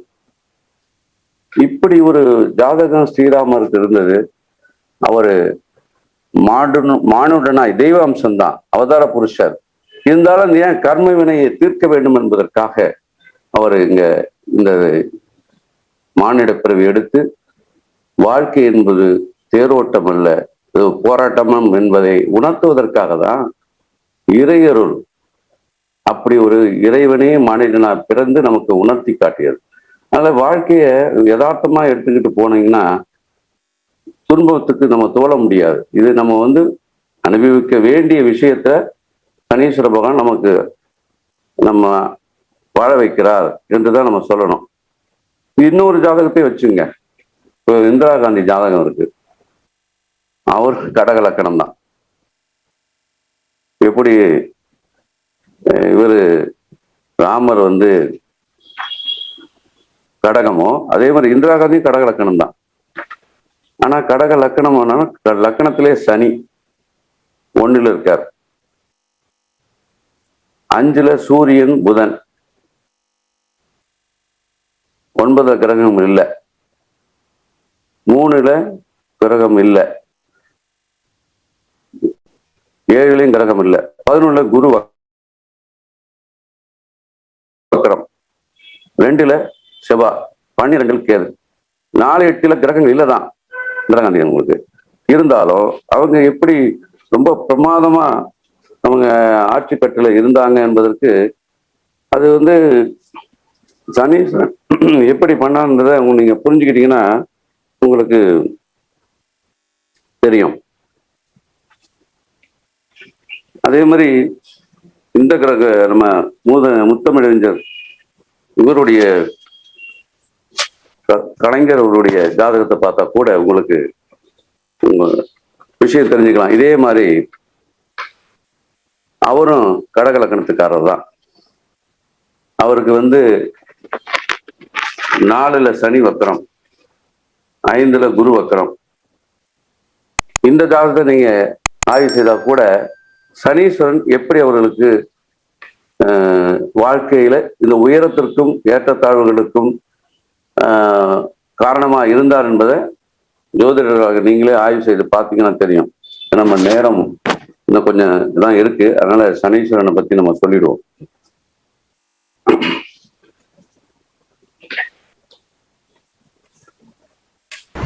ஐயா கொஞ்சம் மைக்க கிட்ட வச்சுக்கோங்கய்யா. சரி சரி. சனீஸ்வரன் பத்தி வரும். சனீஸ்வரன் பத்தி தெரிஞ்சுக்கிட்டாதான் நம்ம முதல்ல மற்றதை சொல்ல முடியும்.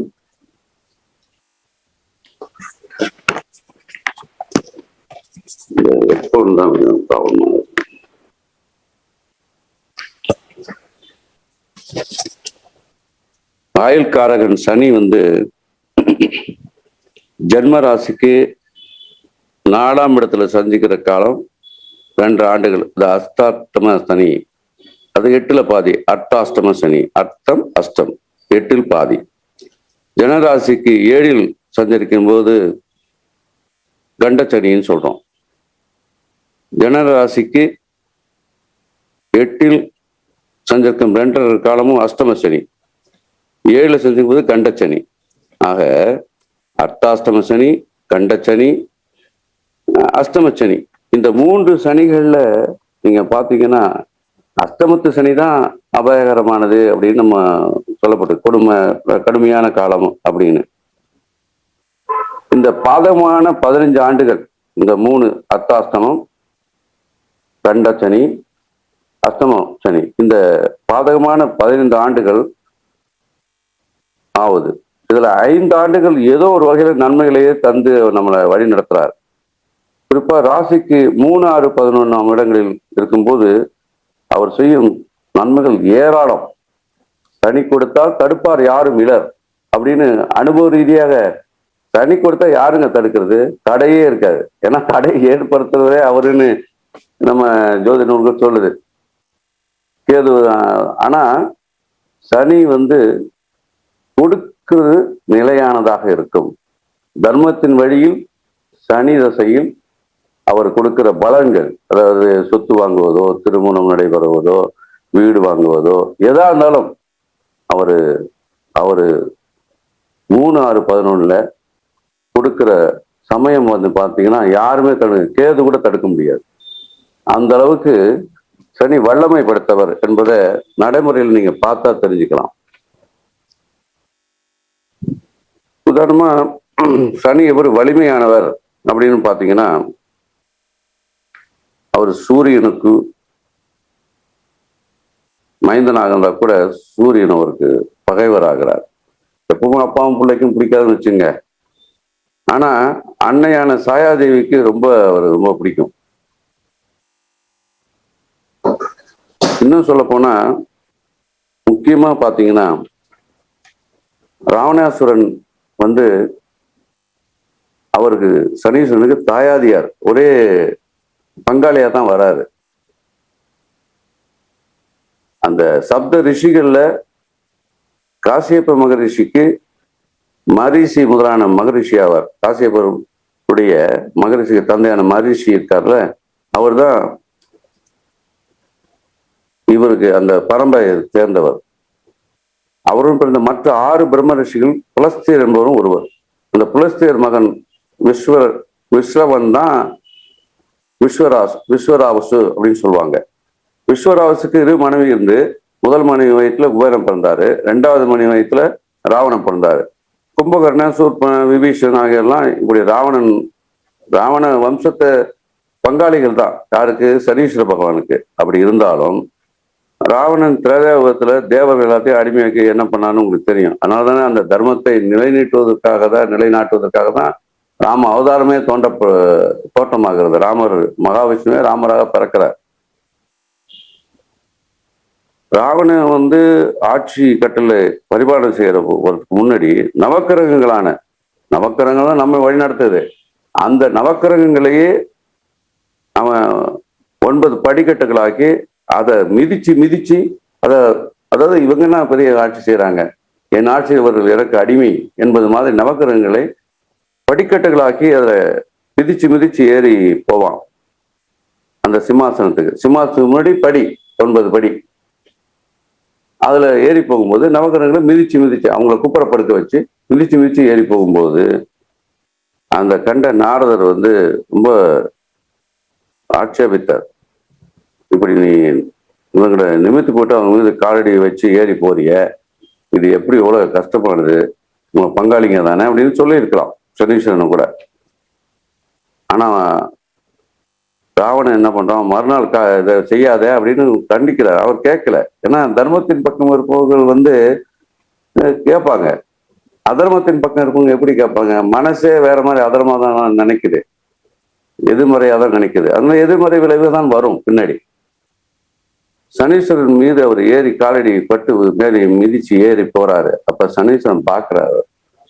அவர் பார்த்த கணமே ராவனுடைய கம்பீரம் உடைபடுகிறது.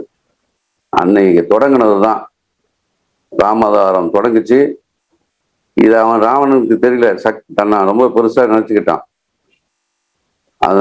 ஆனா கடைசியில் என்ன ஆச்சு, அந்த சனீஸ்வர பகவானே இந்த குளிகன் தந்த கதை கூட ராவணனுடைய சாப்பியத்துல இருக்கு. இது ஏன் அதை சொல்றேன்னா, எவ்வளவு பெரியவர்களாக இருந்தாலும் சனீஸ்வர தேவன் தர்மத்தின் பக்கம் இருப்பவர்களை காப்பார், அதர்மத்தின் பக்கம் இருப்பவர்களை அவர் வந்து கட்டங்கட்டி வச்சு செய்வார். அதுதான் சனீஸ்வர பகவானுக்குரிய குணம்.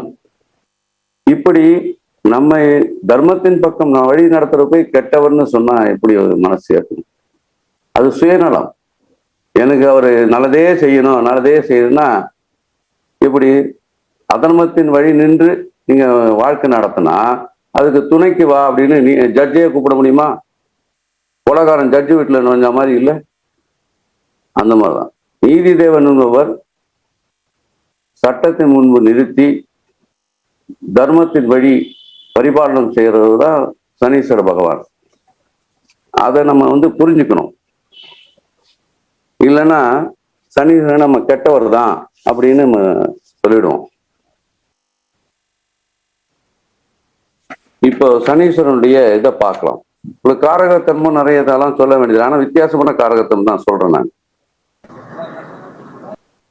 இவர் வந்து இம்பார்ஷியல் ஹார்ட் டாஸ்க் மாஸ்டர். ஆண்டவனும் ஒருத்தர் தான், அதாவது ஆட்சி செய்வரும் அவருக்கு முன்னாடி சாமானியன் தான். அடிமை தொழில் செய்கிற கூலி தொழிலாளையும் அவருடைய நீதிமன்றத்துல சமமானவர்களே சமரசம் உலாவும் இடம்னு சொல்றாங்க பாருங்க. எங்க அந்த கடைசி காலத்துல அதுதான் ஆண்டவனும் அங்கதான் போகணும், மண்ணுக்கு தான் போகணும். அதாவது ஆட்சி செய்யணும், அடிமையும் அங்கதான் போகணும். இந்த சமரசம் உலாவும் இடம்னு சொல்ற அந்த இடுகாடு இருக்கு பாருங்க. ஹரிச்சந்திரன் எவ்வளவு கஷ்டப்படுத்தினாரு. ஆனா அந்த சமரசம் இடத்தை தான் அவர் தூக்கி நிறுத்துறதுக்கு சிவன் ரூபமாக வந்து அவரை திரும்ப ஆட்சி கட்டில அமர வைத்து தேவலோக பதவியை கொடுத்தாரு ஹரிச்சந்திரன். வாழ்க்கை வரலாறு உங்களுக்கு தெரியும். அதெல்லாம் நம்ம தெரிந்தும் கூட நாம ஏன் அதர்மத்தின் பக்கம் போறோம்னு தெரியல. நீங்க ஆன்மீகமாக உணர்ந்தாலும் சரி, அனுபவ ரீதியாக உணர்ந்தாலும் சரி, நல்லது கெட்டது என்பது தெரிந்தும் கூட தெரிந்தே செய்கிற தவறுகளை வந்து எப்படி சனீஸ்வரன் தடுக்கணும் அப்படின்னு நீங்க நினைக்கிறீங்க? தண்டனை கொடுக்காம தப்பிக்கணும்னு எப்படி நினைக்கிறீங்க? அப்ப சில பாடுகளை நாம் செய்த தவறுகளை உணர்ந்து அவர் காலடி தொட்டு வணங்கினால் எந்த பரிகாரமும் தேவையில்லை. உண்மையான ஒரு பரிகாரம் நம்ம தவறுகளை நாமே உணர்ந்து திருத்தி கொண்டால் நிச்சயமாக உங்களை நல்வழிப்படுத்தி உங்கள் ஆயுளை கூட்டி தருவார் என்பது என் அனுபவ உண்மை. அந்த வகையில சில அவருடைய காரகத்திற்குள்ள வித்தியாசமான காரகங்களை சொல்றேன். ஒரு பாரபட்சமின்றி யாருக்கும் அவர் பக்கம் சாயாம இவர் பக்கம் சாயாம ஒரு சமச்சீரான ஒரு நீதிபதி சனீஸ்வர பகவான். Impartial heart task master. அதுல நீங்க என்ன சொன்னா இராணுவ தளபதிகள், அது செவ்வாய் தான் வச்சுங்க. ஆனா இங்க இராணுவ தளபதிகள் கொஞ்சம் காரணம் காட்டலாம். எப்படின்னா இன்னும் சொல்ல போனா செவ்வாய் யாரு? படைத்தளபதி. அவருடைய படைக்கலங்களுக்கான ஆயுதங்களை கட்டி காக்கிறவரே சனீஸ்வர பகவான் தான். படைக்கலங்களுக்கான ஆயுதங்களை கட்டி காப்பவர் வந்து ஏன்னா இந்த ஆயுதத்தை அவர் தவறா பயன்படுத்தக்கூடாது. அதற்காக செவ்வாயினுடைய இராணுவ தளபதியா இருந்தா கூட அவர் எந்த வகையான ஆயுதங்களை பயன்படுத்த வேண்டும் என்கிறத முடிவு செய்கிறவர் சனீஸ்வரன். ஆனாதான் சில பேருக்கு சனி செவ்வாய் அந்த அந்த காம்பினேஷன்ல பாத்தீங்கன்னா காயங்கள் ஏற்படும், விபத்துக்கள் ஏற்படும். அதுங்க ராகு சேர்த்துட்டான்னு சொல்லவே வேண்டியதில்லை. ஏன்னா அவரு ராகு சனியுடன் சேர்ந்தா அது டபுள். இந்த இதெல்லாம் அனுபவ ரீதியா நீங்க புரிஞ்சு கொள்ளலாம். அடுத்த லெவலுக்கு கொண்டு போயிடுவாரு சனி ராகுவோட சேர்ந்தாருன்னா. ஏன்னா அவருடைய ராகு வந்து சனியுடைய அம்சம் தானே. ஆனா இவர் வந்து தர்மம், அவர் வந்து இல்லீகல், அதாவது தர்மத்துக்கு புறம்பான வழிகளில். நம்ம அந்த பெரும்பாலும் இந்த காலகட்டத்தில் நம்ம எல்லாருமே ராகுவின் அம்சமாக தான் இருக்கோம். ஏன்னா அந்த உலகம் அப்படித்தான் போயிட்டு இருக்கு. ஏன்னா திடீர் பணக்காரன் ஆகணும், எந்த வழியை பயன்படுத்தினாலும் பரவாயில்ல, எப்படி இருந்தாலும் பரவாயில்ல, இப்படி வாழ்வது என்பதை விட்டுட்டு எப்படி வேணாலும் வாழலான்னு சொல்றது ஒரு ராகு. ஆனா சனி அப்படி கிடையாது, இப்படித்தான் வாழ வேண்டும் என்று சொல்லிக் கொடுக்குற நல்ல ஆசிரியர் அவர். அப்புறம் இன்னொன்னு, சனீஸ்வரர் வந்து நமக்கு வந்து வருமுன் காக்கிற எச்சரிக்கை மணி. உங்களை உடம்பு ரீதியா பயமுறுத்துகிறார் என்றால் நீ உடலை கவனி, மருத்துவ செக்கப் பண்ணிக்க, உனக்கு இந்த வரும், இந்த துன்பம் வரும், இந்த நோய் வரும் என்று எச்சரிக்கை மணி அடிப்பவர். ஏன்னா உடனே உயிரை எடுத்துக்க நான் முதலே சொன்னேன். இவருக்கு கட்டுப்பட்டவர் தான் யமதர்மர். ஏன்னா சகோதரர், அண்ணன். இவர் சொன்னாதான் அவர் உயிர் எடுப்பார். ஏன்னா ஆயுள்காரகன் இவர். அதனால வந்து நீங்க நல்லா புரிந்து கொள்ளுங்கள். சனியை சரியாக புரிந்து கொண்டால் உங்களுக்கு ஆயுள் நீடிக்கும். எனக்கு அனுபவ ரீதியான பல விஷயங்கள் நான் உணர்ந்திருக்கிறேன், அனுபவத்தையும் பட்டிருக்கேன். நீங்க இன்னொரு விஷயம், என்ன நேத்து அனுபவம் பாக்குறேங்க. நேத்து வந்து நான் அந்த கவர் கூட காட்டுறேன். நேற்று ஒரு சிதம்பரத்துல இருந்து எனக்கு ஒரு தீட்சை விபூதி அனுப்பினார். நான் அடிக்கடி போவேன் சிதம்பரம், ஆகாயத்தலத்துக்கு போவேன். ஏன்னா சிதம்பரம் என்பதே வந்து கோவில் என்றால் சிதம்பரம். அதனால அங்க போவேன். அங்க பெருமாளையும் சிவனையும் நடராஜரையும் சிவகாம சுந்தரையும் அடிக்கடி போய் பார்ப்பது உண்டு.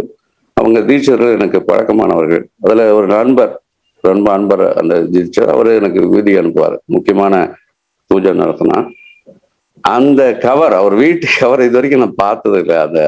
அந்த அட்ரஸ்ல அனுப்பு, சிதம்பரம் காலநாதன் கோவில் தெரு. எப்படி சனி என்கிட்ட பேசுறா பாருங்க. இந்த சனீஸ்வரனை பத்தி பேச போறேன். முதல் நாள் ஆசீர்வாதம் பண்ணி விபூதி வருது. அந்த கவர்ல அட்ரஸ் பாத்தீங்கன்னா காலநாதன் கோவில் தெரு அப்படின்னு வருது. அது வீடு தீட்சை அங்க இருக்கலாம். ஆனா அது திடீர்னு போடலாம், வெள்ளை கவர்ல அனுப்பிச்சாரு. இப்ப அவர் கவர்ல முத்திரை போட்டு அனுப்புறாரு. இப்படி சனி நம்ம கூட பேசுவார். அவரை பார்த்து பயப்பட தேவையில்லை. சனீஸ்வரர் கும்பிடுறதே ஒளிஞ்சுக்கிட்டு கும்பிடுறாங்க. ஏன்? அவர் பார்வை பட்டணுமா? அவர் பார்வை யார் மேல் பட்டால் அவருக்கு அசுபத்தன்மை தருகிறார். நீ நீதி வழியில் நடக்காமல் தவறுகளை செய்து கொண்டே இருந்தால் அவர் பார்வை பலம் அதிகம். தவறுகளை செய்யாமல் தெரிந்த தவறுகளை திருத்திக் கொள்ள முடிந்தால் அவர் உங்களை சுபத்தன்மையோடு உங்களை கை பிடித்து வாழ்க்கை கடைசி வரை அழைத்து செல்கிற ஒரு தனிப்பெரும் கிரகம் சனி கிரகம் என்பதை நான் ஆணித்தரமாக இங்க எடுத்து சொல்ல விரும்புறேன். ஏன்னா அவர் கெட்டவர் அல்ல, நல்லவர். நல்லவருக்கு நல்லவர், கெட்டவருக்கு கெட்டவர். அப்படித்தான் நம்ம சொல்லணும். நாம மாதிரிதான் சில பேர் சொல்றாங்களே, நான் நல்லவனுக்கு நல்லவன், கெட்டவனுக்கு கெட்டவன்னா, அப்ப அவர் சனீஸ்வரன் அர்த்தம். அதுதான் வாழ்க்கையுடைய தத்துவம். இன்னும் சொல்ல போனா, ஒருத்தனுக்கு ஒரு உயிர் பிறக்குது, வாழணும்னா அதுக்கு ஜீவனம் வேணும், உழைப்பு வேணும். அதனாலதான் 10ஆம் கர்மாதிபதி ஸ்தானத்தை கொடுத்து கர்மம், செயலின் அதிபதியாக தொழிலை ஒரு கைத்தொழிலோ எந்த தொழிலோ, ஒரு தொழில் பிறக்கும்போது ஜாதகர்கள் என்ன வராங்க, எனக்கு என்ன தொழில் அமையும் சார், எப்படி சார், நான் எப்படி சார் பொழப்பு நடத்த போறேன் அப்படின்னு ஏன் கேட்டு வராங்க? வேற ஏதாவது கேட்குறாங்களா? வாழ்க்கையில் 2 விஷயம் கேட்குறாங்க. கல்யாணம், அடுத்தது தொழில், அடுத்தது என்ன கேட்குறாங்க வர ஜாதகர்கள், திருமணம். இந்த தொழில், திருமணம், அப்புறம் பொருள் வந்து குருவை வந்து சேர்த்துக்கிறாங்க. பொருள் இல்லாருக்கு இவ்வுலகம் இல்லை. அருள் இல்லாருக்கு எவ்வுலகமே இல்லையே, அது புரிஞ்சுக்கணும். பொருள் இல்லாருக்கு இவ்வுலகம் இல்லை, அருள் இல்லாருக்கு அந்த உலகமே கிடையாதுங்கிறார் ஐயன் திருவள்ளுவர். அப்படின்னு என்ன அருள் என்ன? சனீஸ்வனுடைய அருள் இருந்தா தாங்க உலகம், இல்லைன்னா அவ்வளவுதாங்க போட்டு தள்ளிடுவார். இதுதான் யதார்த்தமான உண்மை. கடின உழைப்பிற்கு உந்து சக்தி நம்ம சனீஸ்வர பகவான் தான். இத உழைப்பாளர்கள், அவருக்கு உழைக்கிற ஜனங்க ரொம்ப பிடிக்கும், பாடுவார். மகாகவி பாரதி சொல்றார், பெரும்பாலும் சனீஸ்வரன் நட்சத்திரத்துல பிறந்தவங்க அதிகமா தூக்க மாட்டாங்க, சோம்பேறி, தூங்குறவனும் சோம்பேறி. ஆனா இவர் மந்தன் அவர் கிரகம் பயணித்து வருவது ஒரு வருஷம் ஆகுது. அப்படி 30 வருஷம் அந்த ராசி மண்டலத்தை சுத்துறதுக்கு 30 வருஷம் ஆயிடுது. 3 முறை சுழற்சி. சனி சுழற்சி காலத்தை வைத்து நாடிகளை ரொம்ப பலன்கள் நல்லா எடுக்க முடியும். அதெல்லாம் பெரிய அது பாடங்கள். அது நல்ல குருமார்கிட்ட கத்துக்கிட்டீங்கன்னா அது சனி சுழற்சியை பின்னுக்கு நகர்த்தி வக்ர காலத்துல அருமையான பலன் துல்லியமா வருது. அதெல்லாம் நீங்க படிப்பவர்கள் எல்லாம் நல்ல குருமாரிட சேர்ந்து கத்துக்கிட்டீங்கன்னா அந்த சனி சுழற்சியை எப்படி நம்ம பலன் எடுத்து நம்ம கோச்சார ரீதியாக வக்ரகதியை எப்படி பலன் எடுத்துனா அந்த துல்லியமா சனியுடைய பலன் எப்படி நமக்கு கிடைக்கும் என்பதை அதுல தெரிஞ்சுக்கலாம். உழைப்பாளிகளை சனிக்கு ரொம்ப பிடிக்கும். உண்டு கொடுத்துட்டு உட்கார்ந்தவன பிடிக்கவே பிடிக்காது, நோயை கொடுத்துடுவார். அது மகாகவி பாரதி சொல்லுவார். இந்த எதுக்கு சொன்னா தூக்கம் வராது. சனி நட்சத்திரத்துல பிறந்தவங்களுக்கு விடிய காலையெல்லாம் தூக்கம் வராது. பிரம்ம முகூர்த்தத்துல தூங்குறது இருக்கவே இருக்க மாட்டாங்க. உழைப்பவர்கள் பாருங்க, பொழுது விடியத்துக்கு எழுந்துருவாங்க. சோம்பேறிகள் தான் சூரியன் எழுந்த பிறகும் இவங்க எழுந்திருக்க மாட்டாங்க. உழைப்பாளிகளை சனீஸ்வரனுக்கு ரொம்ப பிடித்தமானவர்கள். நான் அதான் பாட்டாளின்னு சொன்னேன் நான். ஏன் அப்படின்னா உழைப்பவன் தான் இங்கு வாழ முடியும். அது உழைச்ச கட்டப்பா இன்னும் வாழ்ந்துகிட்டு இருக்கு, 100 டச் பண்ணுது அப்படின்வாங்க நம்ம வீடுகள்ல யதார்த்தமா பார்க்கிற பொழுது. ஏன்னா அவங்களுக்கு நோய் நொடியே இருக்காது, நடமாட்டமாவே இருப்பாங்க. எப்படி அப்போ சனீஸ்வரன் மந்தன் அப்படின்னா எதையுமே திடீர்னு, அதாவது திடீர்னு கோபுரத்துக்கு போறோம் தொப்புன்னு கீழே விழுந்துருவான். ஆனா நிதானமாக, ஆமை முயல் கதை தெரியுமில்ல உங்களுக்கு?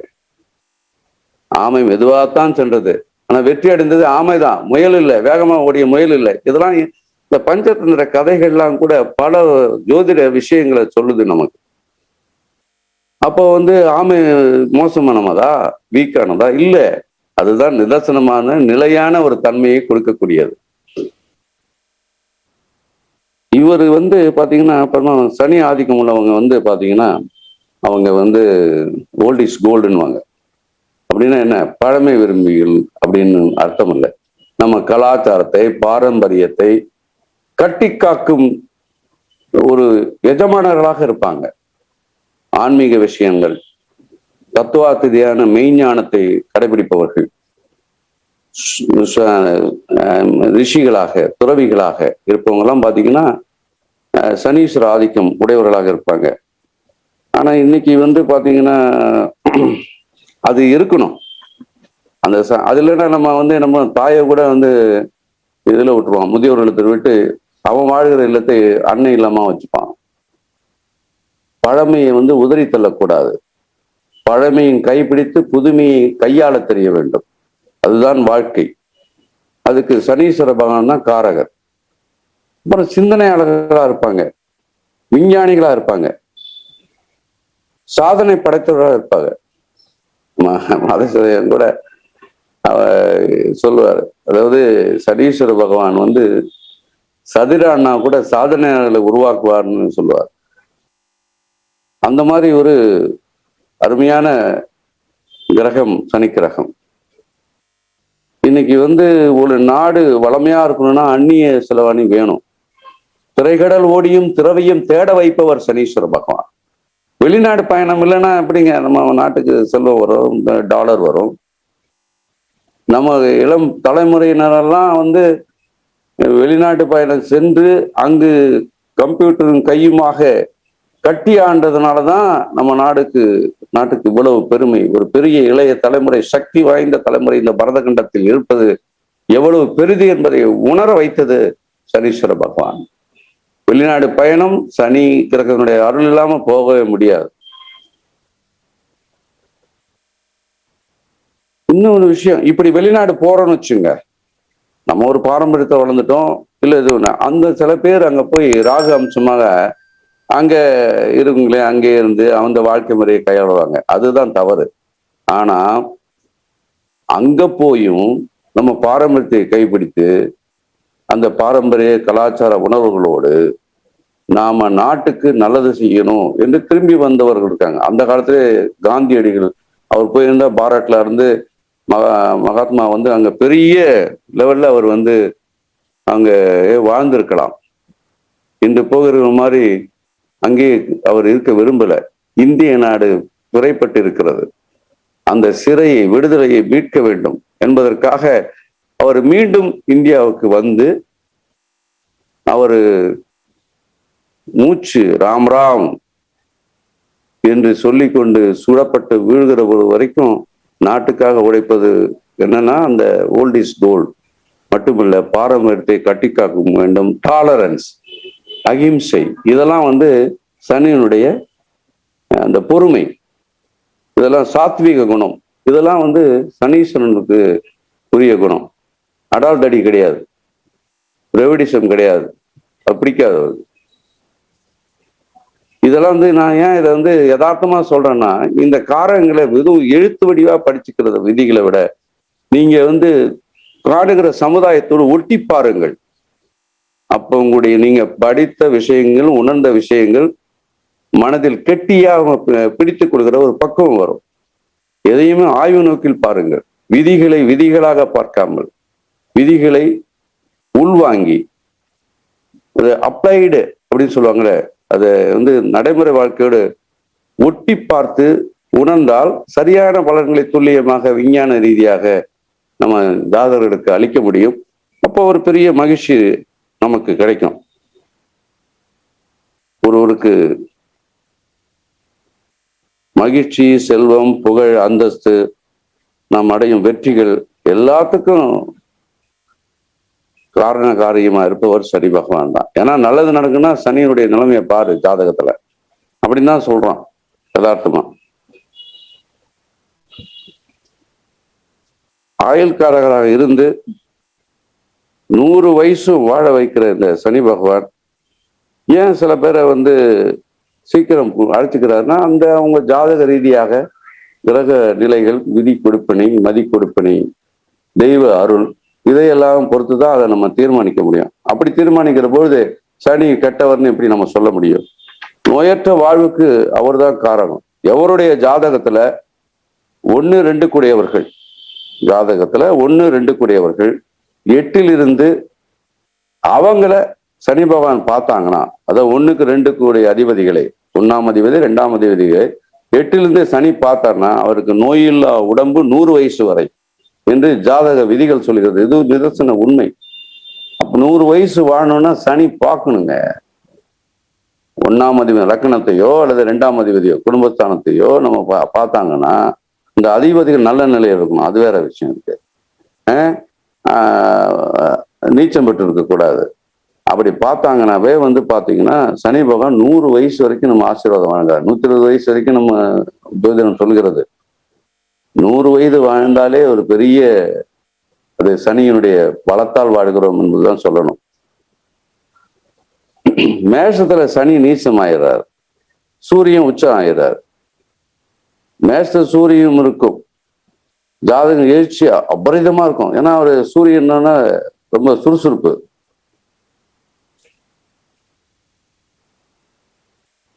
அவருடைய சக்தியின் வடிவமாக சூரியன் இருப்பார். அது கட்டுக்கடங்காதது. ஆனாலும் நீச்சமான, அதாவது பலனப்பட்ட சனி சூரியனோடு மேஷத்தில் அமர்ந்தால் சூரியனால் ஏற்படும் எழுச்சியை சீர்படுத்தி காட்டுவது வெள்ள மாதிரி போகாம சீர்படுத்தி அந்த கடுமையா இப்ப அக்னி நட்சத்திரம் கடுமையா தான் இருக்கு. வந்து சனி அங்க இருந்தாருன்னா ஒரு ஜாதகத்துல நீச்சம், மேஷத்தில் சூரியன் உச்சம், சனி நீச்சம், அப்படி இருக்கிற பட்சத்துல அவர் எடுக்கிற லக்னாதிபதியான லக்ன காரகராக ஆத்மகாரனாக இருக்கிற சூரியன் முயற்சியில தன்னை அர்ப்பணிக்கும், தியாக உணர்வை கொடுக்கும், ஒரு மகா சாதனையை படைக்க தூண்டுவார் அவரு. ஏன்னா தன்முனைப்பு அங்க இருக்கு, லக்னத்துல முயற்சி இருக்கு, முயற்சி ஸ்தானமா இருக்கு, தன் முயற்சி ஸ்தானமா. அப்ப சனி பகவான் நம்ம அங்க இருந்தாருன்னா நிச்சயமாக ஒரு சாதனையாக திகழ முடியும். ஏழரை சனி இதெல்லாம் உங்களுக்கு நிறைய தெரியும். அதை வந்து நிறைய ஜோதிடர்கள் அதை தான் நிறைய படிக்கிறாங்க, எல்லாம் செய்யறாங்க, ஆய்வு பண்றாங்க. இப்ப நிலையான சொத்துக்கள் அதுக்கு காரகர் வந்து சனி பகவான் தான். எந்த மாதிரி சொத்துக்கள்? லஞ்சம் வாங்கி பினாமி சொத்து சொல்லல, உங்க உழைப்புல சுய உழைப்பில் சம்பாதிக்கும் பணத்தால் ஒருவர் சொத்து சேர்ப்பார் என்றால் அது அடுத்தடுத்த தலைமுறைகளுக்கு சொந்தமானதாக இருக்கும். இது வந்து சனீஸ்வரன் கொடுக்கிற பெரிய பலம். நிலையான சொத்துக்கு சனீஸ்வரன் தான் காரணம். அது உண்மை உங்களுடைய உழைப்புல இருக்கணும், இன்னொருத்தன் உழைப்புல சொத்து சேர்க்கறது கிடையாது. அது வந்து நிக்காது. குறிப்பா சொல்லணும்னா 4ஆம் வீடும் அதன் அதிபதியும் வலுவாக இருந்து சனி பகவானுடன் சேர்ந்தோ அல்லது 4ஆம் வீட்டையோ லக்னாதிபதியோ பார்ப்பாரானால் அந்த ஜாதகர் அளவு கடந்த சொத்துக்களை வாங்குவார் என்பது திண்ணம். விவசாயம், வாடகை சொத்துக்களை விற்பது மூலமும் லாபம் கிடைக்கும். வாடகை, தோட்டம் போடுறது முதலியவற்றால் வருமானம் பன்மடங்கு பெருகும். இது வந்து சனி கொடுக்கிற கொடுப்பினை. இன்னொரு நிலையும் பார்க்கணும். 4ஆம் 10ஆம் அதிபதிகள் கேந்திரம் அல்லது திரிகோணங்களில் சனியுடன் சேர்ந்திருந்தாலும் வர்க்கத்தில் சேர்ந்திருந்தாலும் அந்த ஜாதகர் நிலையான சொத்துக்களுக்கு அதிபதி ஆவார்.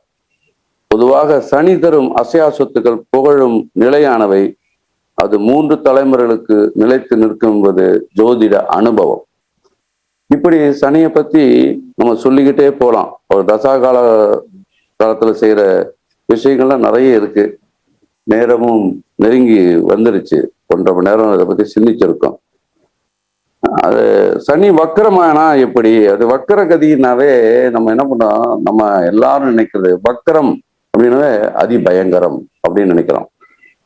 அவன் வக்கர புத்திக்காரையன் அப்படின்னா அது சொலவடையாது, அவ்வளவுதான். அது வக்கர புத்தினா கெடுதலான இல்லை.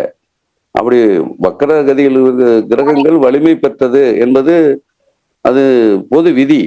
ஆனா வக்கரம் என்பதற்கு அதிகமான பலம் என்றது நம்ம பொருள் கொள்ளணும். அது வந்து அப்படித்தான் பொருள் கொள்ளணுமே தவிர வக்கரம்னா மோசமானது. அதிக பலம், அது சுபமாக இருந்தாலும் அதிக பலம், கெடுதலாக இருந்தாலும் அதிக பலத்தை கொடுக்கணும் அந்த கிரகங்கள், வக்கரம் பெற்ற கிரகங்கள் என்பதுதான் விதி. அது சனி வந்து சுக்கிரன், சனி தசையில சுக்கிரன் புத்தி, இந்த மாதிரி சனி தசை குரு புத்தி வர காலங்களும் ரொம்ப நல்லதுதான் நடக்குது, யாருக்கும் கெடுதல் பண்றது இல்லை. குறிப்பா ஒரு ஜனன ஜாதகத்துல சனி வக்கரமானால் அவர் தன்னை சொந்த அறிவுத்திறனிலும் ஆத்ம சிந்தனையிலுமே சார்ந்திருப்பாங்க. ஜனன ஜாதகத்துல வக்கர சனியுடைய சாதனையாளர்கள் பலர். அவர்கள் முக்கியமானவர் தான். அந்த ஜாதகத்தை நீங்களே ஆய்வு செஞ்சுக்கன்னு சொன்னேன். அதாவது இந்திரா காந்தி அம்மையார், அப்புறம் அன்னை தெரேசா, இவங்கெல்லாம் வந்து அந்த மாதிரி அமைப்பை சேர்ந்தவங்க. சனி பகவான் தனித்து கொடுக்கும் யோகங்கள் ரொம்ப அருமையானது. ஜன ஜாதகத்துல ஆட்சி உச்சம் பெற்று சனி பகவான் அதுவே லக்னத்திற்கு கேந்திரமாயும் அமைந்தால் மகாபுருஷ யோகங்கள் உண்டான சடயோகம் உண்டாகுது.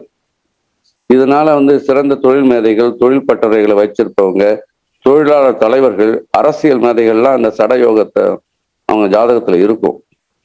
அது வந்து பெரிய சிறந்த யோக அமைப்பாகும். வக்கரம் பெற்ற கிரகங்களுடைய ஜாதகங்களுக்கு அந்த குறிப்பிட்ட கிரகங்கள் கோச்சார ரீதியாக வக்கரம் பெறும் கடவுள் நன்மைகளை செய்யும் என்பது பொது விதி. கோச்சார ரீதியாக சனி பகவான் வக்கரம் பெறும்போது வாராக்கடன்கள் கூட வந்து சேரும். உங்களை பார்த்தீங்கன்னா கொடுத்துருப்பீங்க, தரான்னுவான். ஆனா சனி வக்கரம் பெற்ற காலத்துல அவனே தேடி வந்துருந்தாங்க அவங்க பணம் அப்படின்னு கொடுத்துருவான். அந்த மாதிரி அமைப்பு. கிடைக்காத வேலை கூட கிடைக்கும். செய்யும் தொழில ரொம்ப மேன்மை உண்டாகும். கும்பராசியில் சனி வக்கரம் பெற்றவர்கள் வந்து இந்த இந்த முற்பிறவில சார்ந்த புண்ணியங்களை செஞ்சவங்கன்னு தான் நம்ம சொல்லணும். ஏன்னா அது திருப்தி, லாபஸ்தனம். அவர் கும்பராசியில சனியுடைய தன்மை அந்த மாதிரி ஒரு சக்தியை கொடுக்குது. ஏன்னா குரு அந்த 11ஆம் வீட்டுக்கு குரு காரகரா ஆறாரு. ஆனா சனியின் வீடு, அப்போ நல்ல தன லாபம்லாம் தான் லாபஸ்தானம்னு சொல்றோம். கடகம் 7ஆம் இடமாகி அது சனி பகவான் இருப்பாரானால் அவர் பேரும் புகழும் வாய்ந்தவராக இருப்பார். 6ல் சனி இருந்தா அந்த மனைவியை பெற்றவர்கள் பாக்கியவான்கள். உண்மையிலே 6ஆம் இடத்துல சனி இருந்து மனைவியை பெற்றார்கள்னா அவங்க ரொம்ப அழகானவங்களா இருப்பாங்க. அதே 6 இருக்கும்போது தானே அவரு போட்டியில தான் கல்யாணம் பண்றாரு இவரு நம்ம ராமர். அந்த மனைவி பாருங்க ரொம்ப பேரழகி. அதுக்காக எத்தனை அரசர்கள் போட்டி போட்டாங்க. என்ன ஒண்ணு அவங்க கூட சேர்ந்து வாழ முடியாது. அதுதான் அது என்னன்னா 6ல் சரி இருந்தா கணவன் வந்து கருமையா இருப்பான். அதனால அந்த மனைவிக்கு அந்த அவங்கள பிடிக்காது. அதனால 6ஆம் இடத்துல சனி இருந்தா மனைவியை பெற்றவர்கள் பாக்கியவான்கள்னா ஏன் அது சொல்றாங்கன்னா ரொம்ப ரொம்ப சிக்கனமானவங்க. ஏன் இவன் வந்து மோசமானவன் இருப்பான், அவன் கொடுக்குற காசை வச்சு குடும்பத்தை ரொம்ப உயர்த்துவாங்க. அப்படிப்பட்ட மனைவி அமைவாங்க அவங்களுக்கு. இல்லைன்னா பிச்சுக்கிட்டு போயிடுவாங்க. இதுதான் அர்த்தம். ராகுக்கு எது அச்சு இருக்கு, ஒரு புறம் குருவும் மற்றொரு புறம் சனியும் அமர்ந்தாங்கன்னா ஒரு அக்சிஸ்ல, ராகுக்கு எது அக்சிஸ்ல சனி ஒரு பக்கம், இவரு குரு ஒரு பக்கம் அமைஞ்சாங்கன்னா, அது அச்சுக்கு வெளியே அமைந்தாங்கன்னா அவங்க நிச்சயமா வெளிநாடு செல்லும் யோகம் இருப்பது என்பது உறுதி. இது வந்து ஜோதிட அனுபவம். புதன் மேல சனி வரும் காலத்துல நண்பருடைய ஆதரவு கிடைக்கும். புதுசா தொழில் தொடங்குவாங்க, தோட்ட நிலம் வாங்குவது போன்ற நடக்கும். குரு மீது சனி வரும் காலம் எப்படி இருக்கும்? பதவி உயர்வு, கௌரவம், உத்தியோகம், ரொம்ப பெரியவர்கள், ஆன்மீக பெரியவர்கள், குருமார்கள் சந்திக்கிற வாய்ப்பு கிடைக்கும். சுக்கிரன் மீது சனி வரும்போது என்ன கோச்சார ரீதியா பணம் வரும், வீடு கட்டுவாங்க, வாகனம் வாங்குவாங்க, ஆடம்பர பொருட்கள் அமையும். இப்படி பல விஷயங்கள் கோச்சார ரீதியாக சனி பகவான் நமக்கு அள்ளித்தர இருக்கிறார். அதனால நீங்க சனி பகவான் கிள்ளி கொடுப்பவர் இல்லை, அள்ளி கொடுக்க வல்லவர். நியாயத்தின் பக்கம் இருந்து, அதாவது அடிகோடணும், ப்ரொவைடட் அப்படின்னு சொல்லுவாங்கல்ல, சப்ஜெக்ட் டு அப்படின்னு. அந்த மாதிரி நியாயத்தின் தர்மத்தின் பக்கம் இருப்பவர்களுக்கு சனி பகவான் ஒரு சகல சக்திகளையும் சகல சௌபாக்கியங்களையும் கொடுக்க வல்ல ஒரு சிறந்த கிரகம். இப்படி இந்த விஷயங்கள்லாம் நம்ம பேசி இருக்கிறோம். அதனால அவர் நல்லவரா கெட்டவரா என்பது அந்த முடிவை உங்களுக்கே விட்டுரு, உங்க அனுபவ ரீதியை கண்டு உணருங்கள். என்னை பொறுத்தவரை சனி பகவான் நல்லவருக்கு நல்லவர், கெட்டவருக்கு கெட்டவர். ஆனால் ஒன்று மட்டும் நினைவு வைத்துக் கொள்ளுங்கள், சங்கடம் தீர்க்கும் சனி பகவான் மங்களம் பொங்கம் மனம் வைக்கணும். எப்ப வைப்பாரு? நீங்க தர்மத்தின் பக்கம் இருக்கும் பொழுது நிச்சயமா இருப்பார். ஆயுள்காரகர், உயிர் கொடுக்கிறாரு உங்களுக்கு. உயிர் வந்து குரு கொடுப்பாரு. ஆனா அந்த உயிரை காப்பாத்துறதுக்கு யாரு வேணும்? யார் காலடியை பிடிக்கணும்? சனீஸ்வர பகவானுடைய காலடியை பிடிக்கணும். அப்பொழுதுதான் முன்னெச்சரிக்கையா வருமுன் காக்கிற நோய்களை உங்களுக்கு உணர்த்தி, நீ வந்து போய் செக்அப் பண்ணிப்பா, மாசு செக்அப் பண்ணு, அது பண்ணு, இது பண்ணு, நீ இப்படி போகாத, அதை சாப்பிடாத, அது ஒண்ணு ஒத்துக்காது. இப்படி இந்த உடம்புக்குள்ள இருக்கிற ஆத்ம காரகனோடு சேர்ந்து, ஏன்னா சூரியன் மைந்தன் இல்லையா அவரு, ஆத்மகாரனோடு சேர்ந்து உயிரை காக்கக்கூடிய சக்தியாக, ஆயுளை தரக்கூடிய சக்தியாக சனி பகவான் இருக்கிறார். உங்களுக்கு வாழ்க்கை முக்கியமா ஆயுள் முக்கியமா என்றால் சனீஸ்வரன் தான் காரணம். அப்ப அவர் நல்லவரா? உங்க உயிரை பிடிச்சு வச்சிருக்காருங்க, இல்லாட்டி உங்க போட்டு தள்ளிடுவாரு. அப்பனா உயிரை காக்கும் கடவுளாக சனீஸ்வர பகவான் இருக்கிறார். அதனால இந்த கருத்துரையை நான் சிந்தித்ததை உங்களோடு பகிர்ந்து கொள்கிறேன். அவ்வளவுதான். நான் ஒரு மாணவன் தான். நான் வந்து இன்னும் தொழில்முறை ஜோதிடர் கூட இல்லை, நான் ஆராய்ச்சி செய்து கொண்டிருக்கிறேன். எவ்வளவு பேர் என்னை விட தொழில்முறை ஜோதிடர்கள்லாம் இதில் பங்கேற்று இருக்கலாம். ஆனா உங்க கருத்துரை உங்களோடு நான் பகிர்ந்து கொள்கிறேன், அவ்வளவுதானே தவிர இந்த கருத்துரையின் நோக்கம் இந்த இதுவரை 1.5 மணி நேரம் என்னோடு காற்றில் கை குலுக்கிய உங்கள் காதுகளை கடன் கொடுத்த உங்களுக்கு அனைவருக்கும் என் நன்றியை தெரிவித்துக் கொள்கிறேன். இந்த தளத்தை நீங்கள் பேசுங்கள் என்று சொல்லி அது கூட சனீஸ்வர பகவான் தான் செஞ்சிருப்பார்னு நினைக்கிறேன். ஏன்னா அது என்னுடைய வாழ்க்கையில பல விஷயங்களை சனீஸ்வரன் கூட பேசிட்டு இருப்பார். அந்த வகையில் சீனிவாசன் அவர்களுக்கும் ராமசாமி சீனிவாசன் அவர்களுக்கும் குறிப்பாக ஸ்டார் அகாடமி பங்கேற்றிருக்கும் அதில் தொடர்பு வைத்திருக்கும் அத்தனை நண்பர்களுக்கும் தோழர்களுக்கும் நன்றியை தெரிவித்துக் கொள்கிறேன். நீங்க உங்களுக்கு சில விஷயங்களை என்னோட பகிர்ந்து கொள்ளலாம், பகிர்ந்து கொள்ளலாம். இது சம்பந்தமாக அல்லது நீங்க உங்களுடைய கேள்விக்கான தளமாக இது 4 மணி நேரம் இருக்க போகிறது. அதற்கு வழிவிட்டு என் உரையை முடித்துக் கொள்கிறேன். உங்கள் எல்லோருக்கும் நீண்ட ஆயுளும் நிறை செல்வமும் சனீஸ்வர பகவான் தந்துதவுமாறு அவர் அருளை வேண்டி விடைபெறுகிறேன். உரையை நிறைவு செய்கிறேன். நன்றி, வணக்கம். வணக்கம் ஐயா.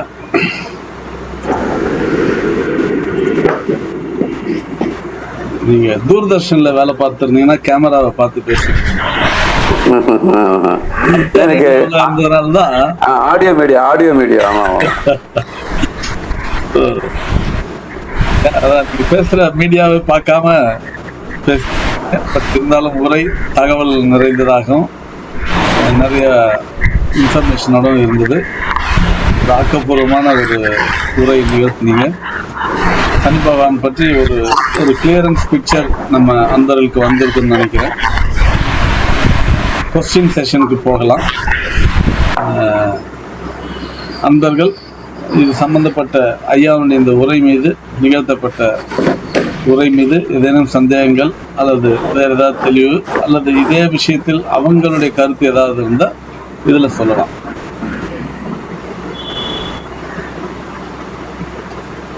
சொல்லுங்க ஐயா. ஐயா ஐயா வந்துட்டேங்க ஐயா. கொடுமுடிநாதர் சதீஷ் ஐயா சொல்லுங்க. நன்றிங்க ஐயா. சிறப்பா உரையாற்றினாங்க. முதல்ல அவங்களுக்கு மனமார்ந்த நன்றிகள். ரொம்ப அற்புதமா இருந்தது. ஏன்னா தர்மத்தின் பக்கம் இருந்தால் மட்டும்தான் சனி பகவானுடைய ஆசையை பெற முடியும். அவர் தர்மத்துக்கு எதிரானவர் அல்ல. அதனாலதான் அவர் துலா ராசியில உச்சமாகிறார். அங்க தராசுகோல் சின்னம் கொடுக்கப்பட்டுள்ளது.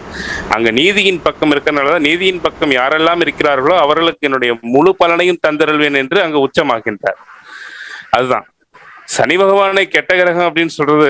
ஒரு ஜாதகத்துல பாருங்க, ஒரு பாவகம் இயங்குவதற்கு லக்ன பாவகம் இயங்க வேண்டும் என்றால் அதற்கு மேல் 7ஆம் பாவகம் இயங்க வேண்டும், துணை செய்ய வேண்டும். அப்பதான் லக்ன பாவகம் இயங்கும். ஏன்னா 7ஆம் பாவகம் சமூகம். நாம் எல்லாருமே எங்க இயங்குறோம்? சமூகத்தில் தான் இயங்குறோம். இந்த சமூகத்தில் 7ஆம் பாவகம் இயங்கலைன்னா நாம இயங்கவே முடியாது. அதுபோல கர்மா, நம்முடைய பிராப்த கர்மாவை கொடுக்கக்கூடியவர் சனி பகவான். அவர் நம்முடைய வினையை ஊட்டக்கூடியவர். அப்படிங்கறதுனால அவரு நம்ம வினையை ஊட்டி நாம எல்லாமே அழுக்கான மனிதர்கள்னால அழுக்கான வினையை ஊட்டி அவர் அழுக்கிரகமாயிட்டார். நம்ம அழுக்க எடுத்து ஊட்டுறதுனால அவர் அழுக்கிரகமாயிட்டார். அதனாலதான் நம்ம சனி எங்க சொல்றோம்? அழுக்குள்ள இடங்கள், பாத்ரூம் துப்புரவாளர்கள், இதையெல்லாம் சனி பகவான் சொல்றோம். அன்றாடம் குப்பைகளை பெருக்கி கொட்டக்கூடியவர்கள் சனி பகவான் இருக்கக்கூடிய இடம்னு சொல்றோம். இவங்கெல்லாம் இல்லைன்னா என்ன யோசிச்சு பாருங்க ஒரு நிமிஷம். இவங்கள் நம்முடைய கர்மாவை தூய்மைப்படுத்தக்கூடியவர்கள். நம்மகிட்ட இருக்கிற கெட்ட கர்மாவை எல்லாம் எடுத்து ஊட்டி நமக்கு ஒரு பக்குவத்தை கொடுக்கக்கூடியவர்கள். இப்ப இந்த சனி பகவான் நேர் எங்க இருக்காரு? மகரம் தான் அவருடைய காலபுருஷனுக்கு 10ஆம் வீடு, கர்மஸ்தானம் சொல்றோம். அதுக்கு அதிபதி ஆகிறார். மகரத்துக்கு நேர் 7ஆம் வீடு எதுன்னு பாருங்க, கடகம். இந்த கடகம் தான் நம்முடைய இதயம் இருக்கின்ற பகுதி, இதய துடிப்பு. நம் இதய துடிப்பு எங்க வேண்டும் என்றால் அதற்கு நேர் 7ஆம் பாவமான மகரத்தில் இருக்கிற சனி பகவான் வேலை செஞ்சாதான். இவர் தான் நம்முடைய இதய துடிப்பையே கொடுக்கிறார். இவருடைய வேலை முடிஞ்சதுன்னு வச்சுக்கோங்க, அங்க துடிப்பு நின்றும். பிராப்தத்தை ஊட்டக்கூடியவர், பிராப்தத்தை கொடுக்க வரையில் தான் நம்ம உயிரோடு இருக்க முடியும். அப்ப சனி பகவானுடைய அருள் இருந்தா தான் நம்ம பிராப்தத்தை அனுபவிக்க முடியும். இல்லைன்னா பிறவியே கிடையாது. இந்த பிறவிகளையும் நம்ம வர முடியாது. இங்க மனித சுரூபமா இயங்கவும் முடியாது. ஒருத்தர் இயங்கணும்னா சனி பகவானுடைய கருணை இருந்தா தான் அங்க பிராப்தத்தை அனுபவிக்க முடியும், இயங்க முடியும். அந்த பிராப்தத்தை கொடுத்து நம்மளை பக்குவப்படுத்தக்கூடியவர் தான் சனி பகவான். இந்த பாவகிரகங்கள் சொல்லக்கூடிய சனி, ராகு, கேது இவங்க எல்லாமே பாருங்க சனி பகவான் காசியிலே தவம் செய்து சிவபெருமானிடத்தில் அருள் பெற்று நவக்கிரக பரிவாரத்தில் வந்தவர். இந்த கர்மாவை கொடுக்கக்கூடிய இதை யார்கிட்ட கொடுக்கலாம் அப்படின்னு யோசிக்கும் பொழுது எல்லா நவக்கிரகங்களும் கூடிய இருக்காங்க. சூரியன் என்ன நினைக்கிறார், நாம தான் ராஜா, நம்மகிட்ட தான் கொடுப்பாங்க நினைக்கிறார். ஆனால் சிவபெருமான் பார்வதி தேவி சொல்றாங்க, ஏன்னா யாருக்கும் கொடுக்காத ஐயன் வந்து இவ்வளவு தூரம் யோசிக்கிறாரு அப்படின்னு. அப்ப சனி பகவான் கடைசியா வர்றார். அவரிடத்தில் கூப்பிட்டு தான் அந்த பொறுப்பை ஒப்படைக்கிறார். ஏன்னா தவம் செய்து கஷ்டப்பட்டு வாங்கியவர்களுக்கு அதனுடைய வெகுமதி தெரியும். அதனாலதான் அவருக்கு எந்த பக்கம் அவர் சாய மாட்டார், என்ன பண்ணாலும் சாய மாட்டார். ஆனா அவர்கிட்ட ஒண்ணுங்க, என்னுடைய அனுபவத்துல கிட்டத்தட்ட ஒரு 15 ஆண்டுகளாக அடியேன் வந்து சிவத்தொண்டுல சிவனடியாரா இருக்கேன். முதல்ல நான் சிவனடியாரா வந்தது என்னுடைய அட்டமத்து சனியில். சனி பகவான்கிட்ட வந்து ஒண்ணுதான் கேட்டேன், பெருமானே எனக்கு நல்லொழுக்கத்தையும் நற்சிந்தனையும் கொடுங்க அப்படின்னு கேட்டேன்.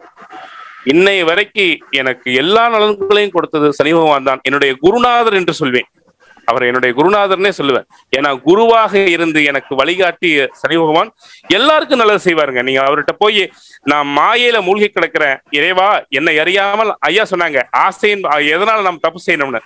உயிர்கள் எப்பவுமே மலத்தை தான் நாடி இருக்கும், அது உயிர்களுடைய இயல்பு. கெட்டதை தான் நாடி இருக்கும், ஏன்னா அது உயிரினுடைய இயல்பு. அப்போ நம்ம என்ன கேட்கணும், சனி பகவான்கிட்ட, பெருமானே என்ன அதுல இருந்து தப்பிக்கவேன்னு கேட்காதீங்க, எனக்கு நல்ல அறிவையும் நற்சிந்தனையும் கொடுன்னு கேளுங்க. நல்ல அறிவு நற்சிந்தனையும் எங்க வருமோ அங்க கூட்டு போய் உங்களை விட்டுருவாரு. அது கிடைச்சிருச்சுன்னா நீங்க எல்லா விதமான நலனையும் பெறலாம். அப்ப சனி பகவான் இல்லை என்றால் இயக்கமே இல்லை, பிறப்பினுடைய இயக்கமே இல்லை, பிராப்த கர்மாவும் இயங்காது. அப்ப அவர்கிட்ட போய் நம்ம விபூதி வாங்கிட்டு கீழே கொட்டிட்டு வர்றது, சைடில் நின்று பார்க்காத வர்றது, இது நீங்க உலகத்தோடு ஒப்பிடும்போது நம் வீட்டை தூய்மை பண்றவங்க, நம்முடைய தெருவை தூய்மை பண்றவர்கள் 4 நாளைக்கு வரலன்னா என்ன ஆகும்? கொரோனா காலத்திலேயே அவங்க வேலை செஞ்சுட்டு இருந்தாங்க. அவங்க இல்லைன்னா என்ன ஆகும்? நாடு நகரம் என்ன ஆகும்? அதே போல் சனி பகவான் என்ற ஒரு கிரகம் இல்லை என்றால் அவர் நம்முடைய அழுக்கையெல்லாம் வாங்கிட்டு அவர் அழுக்காயிட்டார். அவர் அழுக்கானவர் அல்ல. அவர் இல்லை என்றால் உலகம் இயக்கம் நின்று விடும். இதுதான் என்னுடைய தாழ்மையான கருத்து ஐயா. அருமை அருமை, ரொம்ப கொடுமுடி, அருமையா சதீஷ், ரொம்ப நல்லா சொன்னீங்க. அது ரொம்ப எனக்கு பெருமையா இருக்கு. அதாவது என்னன்னா, ரொம்ப உங்களோட இந்த இதுல பயணத்துல ரொம்ப மகிழ்ச்சி அடைகிறேன். ஏன்னா நீங்க அருமையா சொன்னீங்க, சனி நல்லவர் என்பதை இதை விட யாரும் ஆணித்தரமா சொல்ல முடியாது. நன்றிங்க, உங்களுடைய ஆசீர்வாதம். நன்றிங்க ஐயா. சீனிவாசன் ஐயா, நன்றிங்க வாய்ப்பு கொடுத்து. நன்றிங்க, நன்றி. அதாவது ஐயா சொல்லும்போது சனி அழுக்கை நீக்கிறதா சொல்லியிருந்தீங்க. அழுக்கு அப்படின்னு அர்த்தப்படுத்துறது என்னுடைய கருத்து வெறும் இந்த டஸ்ட் அழுக்கு அல்லது சமூகத்தை தூய்மைப்படுத்துறது, அழுக்குள்ள இடங்களை தூய்மைப்படுத்துறது மட்டும் இல்ல, சமூக அழுக்குகளையும் தூய்மைப்படுத்துறது அவர் தான். ஒரு ஆன்டி சோசியல் எலிமெண்ட், சமூகத்துக்கு தேவையற்ற ஒரு நபர், மக்களுக்கு இன்னலை கொடுக்கக்கூடிய நபர், ஊரை அடிச்சு உலையில போட்டுக் கொள்ளக்கூடிய நபர், இப்படி சமூகத்திற்கு இடர்பாடுகளை அதிகம் கொடுக்கக்கூடிய அந்த அழுக்குகளையும் சனி பகவான் தான் தூய்மைப்படுத்துவார். அதுதான் இந்த 7.5 சனி, அஷ்டமத்து சனி, ஜென்ம சனி, இந்த விஷயங்கள். ஆனா இது என்ன ஆகுது அப்படின்னா, இந்த நிகழ்வுகளை கண்ணுறுகின்ற மனிதர்கள் ஏதோ 7.5 சனி வந்ததுனால அவர் போயிட்டாருன்னா அவர் சமூகத்தின் அழுக்கு போயிட்டார், அவ்வளவுதான். சாதாரண பக்தர்கள், சாதாரண பாமர மக்கள், அன்றாடம் உழைப்பை நம்பி வாழ்ந்து கொண்டிருக்கக்கூடியவர்கள், தர்ம சிந்தனையாளர்கள், இறை சிந்தனையாளர்கள், ஏதும் அறியாத தன்னுடைய வாழ்க்கையை நடத்தி கொண்டிருக்கிற மக்களுக்கெல்லாம் சனி பக்கா துணைவர். அவர் இல்லைன்னா அவங்களுடைய வாழ்க்கையின் அடுத்த கட்டம் நகராது. அதனால மக்கள் யாரும் 7.5 சனி, அஷ்டமத்து சனி இதெல்லாம் பயப்படாதீங்க. ஒருவேளை நீங்க அதுக்கெல்லாம் பயப்படணும்னா ஒரு விஷயத்த ரிவ்யூ பண்ணிக்கோங்க. நீங்க சமூக விரோதியா இருந்தா பயப்படுங்க. ஒரு சாதாரண பாமர மக்கள், இறை சிந்தனையாளர், தர்மத்தின் பக்கம் இருக்கிறவங்கன்னா நிச்சயமாக சனி பகவான் உங்களுக்கு உடன் இருந்து, உங்களுக்கு துணை இருந்து, ஐயா தட்சிணாமூர்த்தி ஐயா சொன்ன மாதிரி உங்களை கையை பிடித்து கொண்டு உங்களின் வாழ்க்கை நல்ல உயரத்திற்கு கொண்டு செல்வார். அதனால அவர் வெறும் நம்ம கொடுமுடி ஐயா சொன்ன மாதிரி அழுக்குகளை நீக்குகிறவர், சமூகத்தின் அழுக்காக இருக்கக்கூடிய விஷயங்களையும் சேர்த்து நீக்கிறவர். அது ஒரு தகவலுக்காக இடைமறித்ததுக்கு தவற எடுத்துதான். நன்றி. அடுத்து நம்ம ஐயா விவேகானந்தன் ஐயா திரிகோணமலையிலிருந்து. ஐயா நீங்க பேசுங்க, கேட்கலாங்க. ஐயா வணக்கம் ஐயா. ஐயா வணக்கம். நான் சொல்லுங்க சொல்லுங்க சொல்லுங்க சொல்லுங்க. என்னென்ன ஐயா, எங்களுடைய திருவோணமலையில சனீஸ்வரன் கோயில் ஒன்று இருக்கிறது. அங்கே நான் அவர்கள் இந்த சனிக்கிழமையில இந்த எள்ளணி இருக்கிற பொழுது பெரும் கூட்டம் கூடும். அப்பொழுது ஒரு படம் ஒன்று வித்தார்கள். சனீஸ்வரனை ஒரு போட்டோ பண்ணி படம் வித்தார்கள். அதனை நான் வீட்டை கொண்டு வந்து சாமியாரை வைத்து கும்பிட்டேன். அப்பொழுது என்னுடைய தமக்கையார் யாழ்ப்பாணத்தில் இருந்தார். உனக்கு என்ன பைத்தியமா, சனீஸ்வரனை யாரும் வீட்டுக்குள்ளே வைத்து கும்பிடுவார்களா, நீ வெளியில வைத்து கும்பிடும். நான் பிரகாதர் வெளியில வைத்து கும்பிட்டேன். அனுமார படத்துக்கு முன்னாலே வைத்து கும்பிட்டுட்டான். அப்படியே கும்பிட்டு கொண்டு வந்தேன். கனகாலமாக அப்படி கும்பிடாத இப்படி கும்பிடாத அவர்களாம் சொல்லி ஒரு நாள் எங்களுடைய சக்தி டிவியில, இலங்கையில சக்தி டிவியிலே ஒருவர் சொன்னார், சனீஸ்வரன் மற்றது இந்த உக்கிர தெய்வங்களை நீங்க வீட்டுல உடனடியாக கொண்டே கடலில் எறிந்து விடு, நீ கடலில் எறிய வேண்டும் என்றார். உடனே நான் என்ன செய்தேன், குடியப்புறம் எழும்பி சனீஸ்வரன் இவ்வளவு காலம் 10 வருஷத்துக்கு மேலே கும்பிட்டு நான் வெளியில வைத்து அதை கொண்டே திருவண்ணாமலை கடலிலே விட்டு விட்டேன். விட்டு பிறகு ஆனால் எனக்கு லக்கினத்திலே சனி இருக்கிறது. ஆனால் நீங்க சொன்ன அத்தனை உண்மை. என்னை ஒரு தர்மவானாகவும் நீதிமானாகவும் நியாயவானாகவும் மாற்றியது சனீஸ்வரன். என்னை புடம் போட்டிருக்கிறார். ஆனால் இப்பொழுது நான் கவலைப்படும் ஒருவேளை அந்த சனீஸ்வரன் படத்தை நான் கடலில் இருந்து புளியோன்று இப்ப உங்களுடைய உரிய பார்த்த பிறகு ஒருவேளை புளியோன்று. ஆனால் இப்பொழுது நான் நன்றாகத்தான் இருக்கிறேன். சனீஸ்வரனை வீட்டில் இல்லாட்டிலும் அவருடைய மந்திரங்களை நான் சொல்லுகிறேன், அவர் கும்பிடுகிறேன். அவர் நீங்கள் சொன்ன அத்தனை அவர் என்ற ஒரு அழுக்கே என்ன நீக்கி இருக்கிறார். என்னை ஒரு உத்தமனாக மாற்றி இருக்கிறார். அதாவது சிறு வயதிலே எனக்கு ஏழரச்சனி வந்தது. இப்பொழுது பொங்கு சனி, இப்பொழுது அடுத்தது அட்டமச்சனி வரப்போறது. இப்பொழுது மகரத்தில் அடுத்த நான் விருச்சிக இலக்கணத்தில் இருக்கிறபடியால் அடுத்தது கடகராசிக்கு அட்டமச்சனி வரப்போறது. ஆனால் நீங்க சொல்ல அத்தனையும் உண்மை. ஆனபடி உங்களுடைய உரை மிகவும் நன்றாக இருந்தது. இதனை சொல்வதற்காக நான் சொன்னேன், சனீஸ்வரனை இப்படி புளியோ எனக்கு தெரியவில்லை. இது பற்றி கூட கருத்தை கேட்கும் சொல்லுமாறு கேட்டுக்கொள்ளும். அதாவது நீங்க சொன்னீங்க கடலை தூக்கி எறிஞ்சிங்க. ஆக்சுவலா வடநாட்டுல சனி சிங்கபுரான்னு ஒரு மகாராஷ்டிரா, நான் வருடம் போவேன். நானு திருநாள போற மாதிரி அங்கே போவேன். அங்க ஷிரடி சாய்பாபா கோயில் போயிட்டு அங்க போவேன். அந்த சனீஸ்வரன் எப்படி வந்தான்னு அந்த சனீஸ்வரன் எப்படி வந்தாருன்னு உங்களுக்கு தெரியுமா? கோதாவரி நதியில ஒரு பாறைய மிதந்து வந்தார்.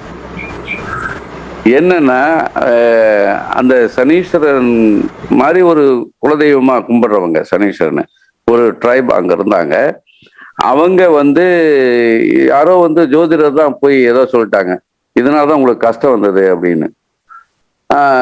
அதனால அந்த அந்த கல்லை வச்சு அப்பெல்லாம் கல்லையும் மரத்தையும் கும்பிடுவது தான் இயற்கையை கும்பிடுவது அது மரபாக இருந்தது. குறிப்பா இந்த பழங்குடியினர் மத்தியில இந்த கல்லினால தான் இந்த பிரச்சனை வந்ததுன்னு கல்லை தூக்கி போட்டுட்டாங்க. கோதாவரி வெள்ளத்தோடு கல்லு மிதந்து வருமா? மிதந்து வந்தது. அது மிதந்து வந்தது மட்டும் இல்ல, அந்த சனி சிங்கபுரம் ஆண்ட மன்னனின் கனவுல அதாவது நான் ஒரு அசரீரி மிதந்து பாறை மிதந்து வருகிற பாறை ஒண்ணு வருது, அதை எடுத்து நீங்க இங்க கோயில் பிரதிஷ்டை பண்ணுங்க, உங்களுக்கு நல்லது நடக்கும். எந்த அந்த மக்கள் ஆளுகையில் உள்ள அந்த அரசருக்கு இப்படி ஒரு தகவல் அசரீரி வருது கனவுல. உடனே படைய கூப்பிட்டாரு, போய் பாரு ஏதாவது கல் மிதந்து வருதான்னு. பார்த்தா ஒரு பாறை மறந்து வருது. ஒரு நீட்ட ஒரு எல்லைக்கல் மாதிரி ஒரே ஒரு கல் மிதந்து வந்தது. அந்த கல்லை எடுத்து அரசர் நம்பினாரு, மக்களுக்கு சொல்லி அரசாணை இதை வழிபடுங்க அப்படின்னு அது கல்லை பதிச்சு எண்ணெயும் எல்லால் வர்ற எண்ணெயை அது அபிஷேகம் பண்ணி அந்த மரபை ஏற்படுத்தினாரு. இன்னைக்கு ரொம்ப பெரிய கோயிலா இருக்கு. நான் ஒரு 15 ஆண்டுகளா போயிட்டு அப்பெல்லாம் வெறும் கல், நாமே போய் எண்ணெயை வாங்கி ஊத்து வரணும் திருநெல்வேலியில இது பண்ற மாதிரி. அந்த வீட்டு இன்னொரு சனீஸ்வரன் இன்னொரு விசேஷம் என்னன்னா, அந்த சுற்றுவட்டார கிராமங்கள்ல வீடுகளுக்கு கதவுகளே இல்லை. ஏன் கதவுகளே இல்லை? ஜுவல்லரி ஷாப் கூட கதவு கிடையாது, ஒரு ஸ்கிரீன் தான் போட்டிருப்பாங்க. என்ன அர்த்தம்னா, இது சனீஸ்வரன் புடிச்சுக்குவார்னு அர்த்தம் இல்ல. அதனுடைய அர்த்தம் என்னன்னா, அங்க இருக்கிறவர்கள் நியாயத்தின் பக்கம் இருக்கிறார்கள். களவு, திருடு, ஒருத்தன் சொத்தை அழிக்கிறது இதெல்லாம் அங்க இல்ல. அப்படி மீறி நடந்தால் சனீஸ்வரன் தொடருவார் என்கிறதுனால அவங்க கதவுகளை அந்த கிராமத்துல சனீஸ்வர கிராமத்துல வீடுகளுக்கு கதவு கிடையாது, ஒரு ஸ்கிரீன் தான் போட்டிருப்பாங்க. அப்போனா சனீஸ்வரன் சக்தியை உணர்ந்தவர்கள் அங்க இருக்காங்க. இந்த நான் முதலே சொன்னேன் பாறை அப்படின்னு, அது கருங்கல் தான். அந்த கருங்கல்ல அந்த இது இருக்கு. கருங்கல் அப்படிங்கும் போதே கருப்பு கல், அது எண்ணெய் ஊற்றி போகும்போது நீளமா மாறுது. அதனாலதான் அந்த 3 நிறம் சொன்னேன். ஊதா, கருநீலம், நீலம். இந்த 3மே கருப்பினுடைய அம்சங்கள், சனீஸ்வருடைய அம்சங்கள். மற்ற கிரகங்களுக்கு 4 வண்ணம்னா, இது 3 வண்ணமே இவரே எடுத்துக்கிறாரு. அப்ப வாழ்க்கையில அதிகமா ஆதிக்கம் செலுத்துபவர் சனீஸ்வரன் தான். அதனாலதான் நம்ம அவரு ரொம்ப நாள் நம்மள அந்த அவருடைய சஞ்சார காலத்துல 12-1-2 சந்திரனுக்கு வரும்போது நீண்ட காலமா இருக்கிறதுனால என்ன ஆகுதுன்னா, இவர் இவ்வளவு பாடாப்படுத்துறாரு அப்படின்னு ஒரு சலிப்புனால சொல்லிடுறாங்க. ஆனா அது இல்லை. உங்களை புடம் போடுகிற காலம் அந்த காலம். நீங்க சொன்ன மாதிரி நம்ம பட்டை தீட்டிங்கிற ஒரு கருப்பு வைரம். அவரு வைரம்னா என்னங்க, அதுவும் கார்பன் டை ஆக்சைடு கருப்பு தான். கார்பன் டை ஆக்சைடுல கார்பன்னாவே வைரம்னு அர்த்தம். வைரத்தை என்ன இதுல சேர்க்கறாங்க, கார்பன்னா தான் சேர்க்கறாங்க. விஞ்ஞானம் சொல்லுது.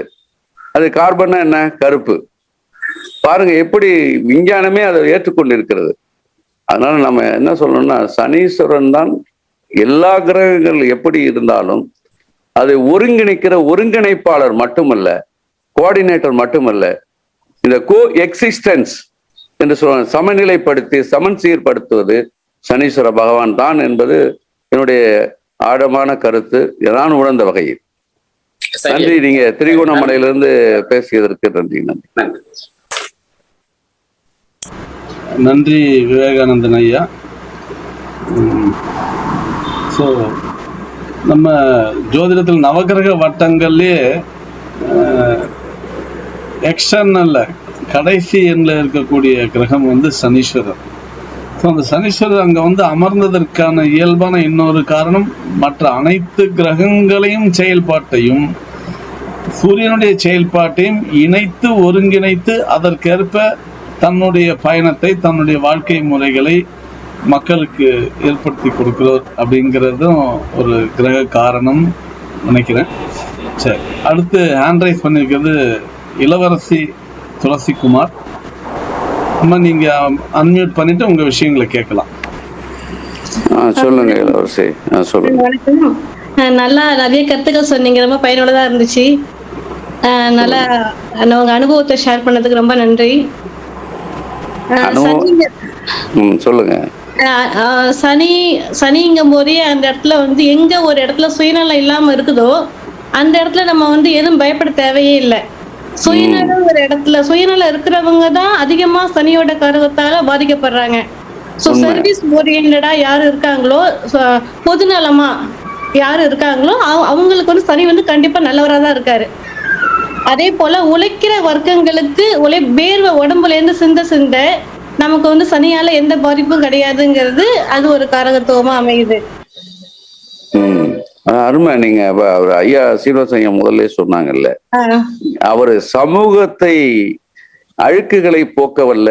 அவர் கொடுமுடி சார் சொன்ன மாதிரி அழுக்கா நம்ம ஆக்கிட்டோன்னு சொன்னாரு. உண்மை.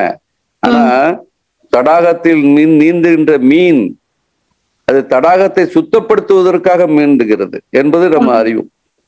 தடாகத்தை சுத்தம் மீனை வளர்க்குறாங்க குளத்திலேயோ ஏரிலையோ, அந்த அழுக்குகளை சாப்பிடுது. அதனால்தான் சனீஸ்வருடைய உத்திரட்டாதி நட்சத்திரம் 4மே மீனத்துல இருக்கு அப்படின்னு நினைக்கிறேன் நானு. அதாவது சமூகத்தை சுத்தப்படுத்துவதற்காக சமூக அது நீங்க சொல்ற மாதிரி சுயநலவாதிகள்லாம் ஆன்டி சோசியல் எலிமெண்ட் தானே. தன்னுடைய சுயநலத்துக்காக அம்மாவை வெளியில விடுறது, தன்னுடைய சுயநலத்துக்காக ஏதாவது பண்றது, தர்மத்தின் பக்கம் எது தர்மம், எல்லா சர்வஜனும் சுகந்தோ அப்படிங்கிறாங்களே, சுகனும் பவந்தோ. இந்த உலகத்துல ஜகத்துல இருக்கிற அத்தனை பேருக்கும் பாரதி சொன்ன தனி ஒருவனுக்கு உணவில்லை எனில் ஜகத்தினை அடித்திடுவோம். அதுதான் சமூக பார்வை. அவன சமூகத்து மேல கோபம், அவன் என்ன சாப்பாட்டுக்கே இல்லாத நம்ம வர்த்திட்டு நீ தத்துவம் பேசிட்டு இருக்க அப்படிங்கிற மாதிரிதான் அவன் சொன்னான். அது தத்துவத்தின் மீது உள்ள கோபம். அவனை மாதிரி ஒரு தெய்வ பக்தி உள்ளவனுக்கு கண்ணனை பாடியவர் யாருமே இல்லை. அப்படின்னா என்ன அர்த்தம்? இப்படி ஒரு கோபம் அவனுக்கு ஏன் வந்தது? ரௌத்திரம் பழகுன்னு சொன்னான். ஏன் சொன்னான்? இந்த ரௌத்திரத்தை கொடுக்கறதுக்கு காரணம் வந்து சனீஸ்வருடைய கோபம் அவனிடத்துல இருந்தது, சமூகத்தின் பார்வை அவனிடத்துல இருந்தது. அப்படிதான் நம்ம பார்க்கணும். ஏதோ ஜோதிட ரீதியாக ஒரு சனீஸ்வரனை பார்க்க கூடாது, சமூகத்தின் பார்வையில் சனீஸ்வரனை பாருங்க. அப்படி அதுதான், அது நீங்க சொன்னது அதுதான் காரணம் நினைக்கிறேன். நன்றி நன்றி நன்றி நன்றி பங்கேற்றது. நன்றி நன்றி இளவரசி அம்மா. அடுத்து ஹேண்ட் ரைஸ் பண்ணிருக்கிறது திரு கோபி ராமமூர்த்தி. அவங்க அன்மியூட் பண்ணிட்டு அவங்க. சார் நமஸ்காரம். நமஸ்காரம். ஸ்ரீனிவாசன் சாருக்கு நமஸ்காரம், தட்சிணாமூர்த்தி சாருக்கு நமஸ்காரம், குரு வணக்கம். ஐயா, இதுல வந்து இப்ப நீங்க சொன்ன மாதிரி சட்டம் ஒழுங்கு இதுக்கெல்லாம் பாத்தீங்கன்னா கருப்பு கலர் கோட்டு, அப்புறம் டாக்டர் எடுத்துக்கிட்டீங்கன்னா வெள்ளை கலர் கோட்டு. அந்த காலத்துல கொடுத்தாரு, இறைவன் கொடுத்தது எதுக்குன்னா அந்த கீழ்ச்சல் தெரியாம இருக்கிறதுக்காக மறைக்கிறதுக்காக கோட்டு கொடுத்துருக்காங்க. ஆனா இப்ப அவங்க 2 பேரும் தான் ரொம்ப வளர்ச்சியா இருக்காங்க. ஏன்னா ஒரு டைவர்ஸ்க்கே 30,000 40,000 வாங்குறாங்க.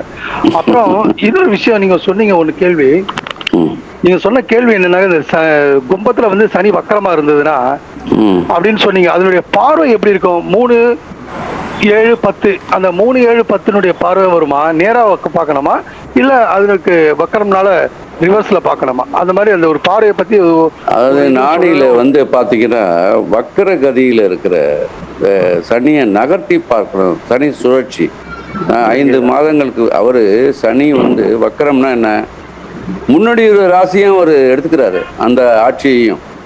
அதாவது இப்போ இந்த இடத்துல இருக்காரு சனி, கும்பத்துல ராசியில வக்கரம் பெற்றா அவர் வந்து மகரத்தினுடைய ஆளுகைக்கும் உட்பட்டது. மகரமும் அவர் சனி அதனுடைய ஆட்சியாளர் தான். இருந்தாலும் என்னன்னா அந்த அந்த மகரத்திலிருந்து சனி என்ன நடத்தினாரோ அந்த சக்தியும் எடுத்துப்பாருன்னு தான் அர்த்தம். அவரை நகர்த்தி பார்க்க வேண்டும். நகர்த்தி பார்த்தா பார்வையே மாறுபடுமே. அதுதான் கேட்கிறேன். அதுதான் அந்த பார்வை எப்படி பாருங்க. அதான் கும்பத்திலிருந்து சனி பார்ப்பது ஒரு பார்வைன்னு சொன்னா, மகரத்திலும் போது ஒரு பின்னாடி வந்துடும் பார்வை. அப்படிதான் அந்த பார்வை. இப்ப இந்த ராகு கேது எடுத்துக்கிட்டா அது நேச்சுரலாவே வக்கரம். அது வந்து எப்பயுமே வக்கரமா தான் அது மூவ் ஆகும். ஆன்டி கிளாக் வைஸா போகுது, ஆன்டி கிளாக் வைஸா எடுக்கணும். ஆனா இப்ப வந்து சனியை பொறுத்த வரைக்கும் அது சனி மற்ற கிரகங்கள் எல்லாம் பாத்தீங்கன்னா வக்கரம் ஆகும் போது அதனுடைய பார்வை வந்து நம்ம எடுக்கும் பொழுது 3, 7, 10 எடுக்கும் போதோ இல்ல 5, 7, 9 எடுக்கும் போதோ. அதுதான் சொன்னேன் நானு. அதை வந்து நகர்த்தி சனியை 3 நிலைகளை நகர்த்தி பார்க்கணும், 3 சுழற்சி முறைகள். அப்பனா அந்த மகர வீடுல என்ன காரகத்துவமோ அந்த காரகத்துவம் தான் செல்லுபடி ஆகும். அந்த காரகத்துவம் பாதிக்குமான்னு கேக்குறேன். இல்ல, அந்த காரகத்தை சனி பார்வை பார்த்தாருன்னா பாதிக்கும் தான் செய்யும். ஆனா அது 3, 7, 11, 1, 5, 9 பாதிக்காது. அதுக்கெல்லாம் வந்து அது அசுபத்தன்மையே கிடையாது நாடியில். அதாவது 1, 5, 9, 3, 7, 11 இந்த திரிகோணங்கள்ல சனி இருந்தான்னா அவருக்கு அசுபத்தன்மை கிடையாதுங்க. அது ஞாபகம் வச்சுங்க. சரிங்க. இந்த மாதிரி நீங்க 7 சொல்லும் போது பாத்தீங்கன்னா அது நம்ம லக்னத்துக்கு 7 இருக்கும்போது அவங்களுக்கு வர கலஸ்திரஸ்தானத்தை பார்க்கும்போது அந்த 7 வரும்போது முதியவர், தன்னை விட வயது அதிகமான ஒரு நிச்சயமாக. ஏன்னா அவரு வரும் பாதிக்கப்படுதுன்னு சொல்லப்படுது இல்லையாங்க. அப்ப 7 வந்து பாதிப்பு ஏற்படலன்னு எப்படிங்க சொல்றீங்க? இப்ப 25 வயசு டிஃபரன்ஸ்ல கல்யாணம் ஆயிடுது. ஒரு நிமிஷம் இருங்க. காந்தியினுடைய மனைவி கஸ்தூரிபா அவனுக்கு எத்தனை வயசு வித்தியாசங்க? அவங்களோட கம்மி, அவங்களோட 4 வயசு அதிகமா இருக்குன்னு சொன்னாங்க. அப்ப என்ன அர்த்தம் சொல்லுங்க பாப்போம். அதாவது அனுபவத்தோடு அந்த குடும்பம் நடக்கும். என்ன ஒண்ணு சுக்களத்தன்மையை, அது வந்து அந்த சூரியனுடைய சுக்கிரனுக்கும் சூரியனுக்குள்ள இடைப்பட்ட தூரத்தை வைத்து தான் அந்த சுக்களத்தன்மையை தான் தாம்பத்திய உறவுகளுக்கு முக்கியத்துவம். அதனுடைய தன்மை அது பலவாறாக ஆய்வு செய்ய வேண்டிய விஷயம். அது நீங்க சொல்றது சரிதானுங்க. சுக்கிரனுக்கு சூரியனுக்கு நடுப்புற 43 டிகிரிக்கு மேல போய் கஷ்டம். அது ஜோதிடம் என்பது ஐயா ஒரு மாதேஸ்வரன் ஐயா சொல்ற மாதிரி ஒரு வரியில சொல்வதில்லை. அந்த ஒரு ஜாதகத்தை வைத்து பல கோணங்கள்ல அதை ஆய்வு செய்யணும். அப்பதான் சரியான பலனை எடுக்க முடியும். நன்றி நன்றி நன்றி நன்றி நன்றி நன்றி. இருவருக்கும் நன்றி. நன்றி. உங்களுக்கு நன்றி, பங்கேற்றதற்கு நன்றி, கருத்து சொன்னதுக்கு நன்றி கோபி ராமமூர்த்தி ஐயா. அடுத்து நிறைவா கேள்வி கேட்டிருக்கோம் திருமதி உமா மேடம். அவங்க அன்மியூட் பண்ணிட்டு அவங்கள விஷயங்களை கேட்கலாம். நேரம் குறிப்பிட்ட நேரத்தை கடந்துருச்சு. ஸோ ஸோ இதற்கு பிறகு கேள்வி நேரங்களை தவிர்த்துக்கிறது இல்லைன்னா இணைப்பு துண்டிக்கிற கட்டாயிடக்கூடும். அதனால உமா மேடம் அவங்க அன்மியூட் பண்ணிட்டு அவங்க விஷயங்களை கேட்கலாம். வணக்கங்க. ஸ்டார் அகாடமி நிறுவன ஸ்ரீனிவாசன் சார், தட்சிணாமூர்த்தி சார், எல்லாருக்கும் ரொம்ப ரொம்ப கடமைப்பட்டிருக்கோம் சார். என்ன இது இந்த சாட்டன் அப்படிங்கறத வந்து எல்லாரும் பயப்படுற ஒரு சனி பகவான் அப்படிங்கிற ஒரு டாபிக்க இந்த சூழ்நிலையில, அதாவது இப்ப இந்த பெயர்ச்சி நடக்கிற சமயத்துல கரெக்டா, அதாவது மீனத்துல அவர் போகும்போது அவரோட ஜென்ம நட்சத்திரத்துக்கு போகும்போது இந்த நீங்க ஒரு டாபிக்க சொல்லி எங்களுக்கு வந்து ஒரு கிளியர் பண்ணி, அதாவது in depth of the Saturn, சனி பகவானுடைய ரொம்ப ரொம்ப ஆத்மார்த்தமா ஆழமான அந்த பதிவுகள் கொடுத்து எங்களை வந்து சொல்லியிருக்கீங்க. ரொம்ப ரொம்ப நன்றிங்க. நல்லா இருக்கு. இந்த டாபிக் நல்லா எடுத்து நல்லா பண்ணிருக்கீங்க சார். ரொம்ப ரொம்ப தேங்க்யூ சோ மச். ரொம்ப நன்றி. இது சனீஸ்வர பகவானே எங்களுக்கு கொடுத்த ஒரு உந்துதல் தான் நான் நினைக்கிறேன். அது எப்படியோ அமைஞ்சு போச்சு. அப்படிதான் அது வந்து அவர் தான் எங்களை பேச சொல்லியிருக்காரு. அவர் தான் அதை என்ன விஷயங்களை கருத்து பரிமாற்ற சொல்லியிருக்காரு. நண்பர்கள், பங்கேற்ற நண்பர்களும் அருமையாக அதை அந்த சிந்தனையை கொண்டு போயிருக்கிறாங்கன்னு அதுல வந்து ஸ்டார் அகாடமிக்கு தான் நம்ம நன்றி சொல்லணும். சீனிவாசன் சாருடைய ஒவ்வொரு டாபிக்கும் நான் ரொம்ப ரொம்ப பார்த்துட்டே இருப்பேன் சார். நல்ல கரெக்டா இந்த அழகா சூஸ் பண்ணி இந்த பண்ணிருக்கீங்க. Thank you so much. கூடுதல் தகவல், நம்ம இன்றைக்கு உரையாற்றிய தட்சிணாமூர்த்தி ஐயாவும் மீனராசி, சனியோட நட்சத்திரமான உத்திரட்டாதி. அதுதான் அவர் தான் அதை செஞ்சிருக்கிறாருன்னு நினைக்கிறேன். Right, okay. நன்றிங்கம்மா. நிகழ்ச்சியோட நிறைவுக்கு வந்துட்டோம். நன்றி நன்றி.